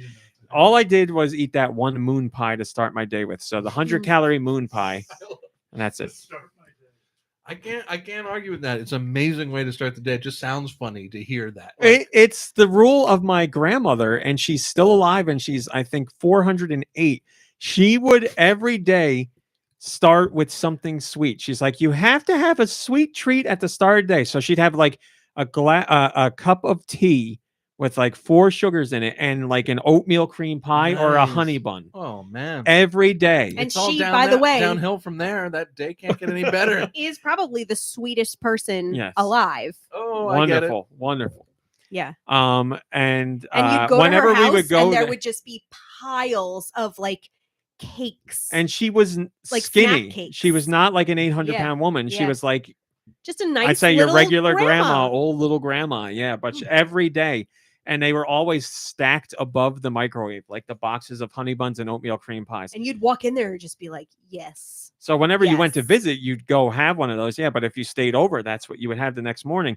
And for lunch, it would always be, well, I guess it would be whatever I wanted, but Thanks, Grandma She Myrtle. made it the thing she made the thing I always want, which was another glass of tea with rye bread toast, like just rye bread toast butter. Oh my god, so good. 2 slices of rye bread toast buttered and a glass of tea, and it was A glass of phenomenal. tea. Or a cup of Glass. tea. Sorry, cup of tea. Mhm. Phenomenal. Is I this your mom's side? Mhm. Yeah. Still kicking. Not at her old house or anything anymore. Probably doesn't remember me, but I remember her. Man, were those good. Does she have the shinning? No, she's fine. You know, she's just what 94. I don't know. She's like up there where like she's a little loopy, but she has her days where she's together. Like she can But talk. she doesn't see ghosts or anything. No. Well, yes, because of the family She- thing, but she- no. That's what I'm asking. Yeah, Oh, but she- yeah. I'm The asking, shinning, yes. Yeah, does she have the shinning? She Yes, believes sorry. though that like one of your family members like works there where she lives. Like, oh, I see so and so, he's one of the physical therapists, and everybody's like, oh, are you moonlighting over there? And, like she doesn't work there. Yeah, but like, people were like, "That's not Bobby, Mom. That is just somebody that works here." But she eventually did it so many times where you're like, "Whatever, does it matter?" Like, Exactly. okay, that's it's kinda sure, how I it's feel. Bobby. Like when I'm old, if I like start seeing like she sees her deceased husband, like if that happens to me, like just let me go with it. Yeah, she's like, "I saw my brother today, and he like died in the war," and we're like, "Oh, how's he doing?" That's different than like like you're here to steal stuff from me. It's like, no, Right, I'm your right. daughter. No, she's like, not like that. but yeah, like if it's something like harmless, like She oh, does. So my grandma always had like things that you could whittle her personality down to. They made up who she is, but now at her age, those things are her personality. So she's only the greatest hits. So like when my mom goes to visit her, my mom and dad go to visit her, and when they see her, my grandma is always like, "John, you look amazing. You look beautiful. So handsome." And she's like, "Karen, you're so lucky to have him." And she's like, "Mom, I know you told me that for like 40 years now. I know." But she's never like, "Karen, you look so nice." It's always, "Oh, look at John. He looks at so John. handsome." he looks like he's gonna go straight crazy. Oh, but yeah, start the day with something sweet. So I have adopted that. I spend 100 calories on a moon pie. It's gone in 3 bites because it's the mini I love one, that. but it's great. It's great. So we were running out the other day, and all I could hear and we have to go to the dollar store to get them. Like it's a very specific, like I don't see them anywhere else. So in the back of my mind, I hear him like, "There's just nothing better than starting your day with a moon pea." And I'm like, "Oh, I got to get more. Like, I don't want to ruin his day." Maybe we should just have. Did you tell everybody about what I had sent? Go get it. We'll end the show with that. It's on my desk. Mom Brain went away to for work related stuff, and when she came back, that's where she got her double ear infection and sinus infection. So who knows what she was really doing? But while she was away, she left me a note saying that there was a special package coming for me. What did I call it in the note? I don't remember.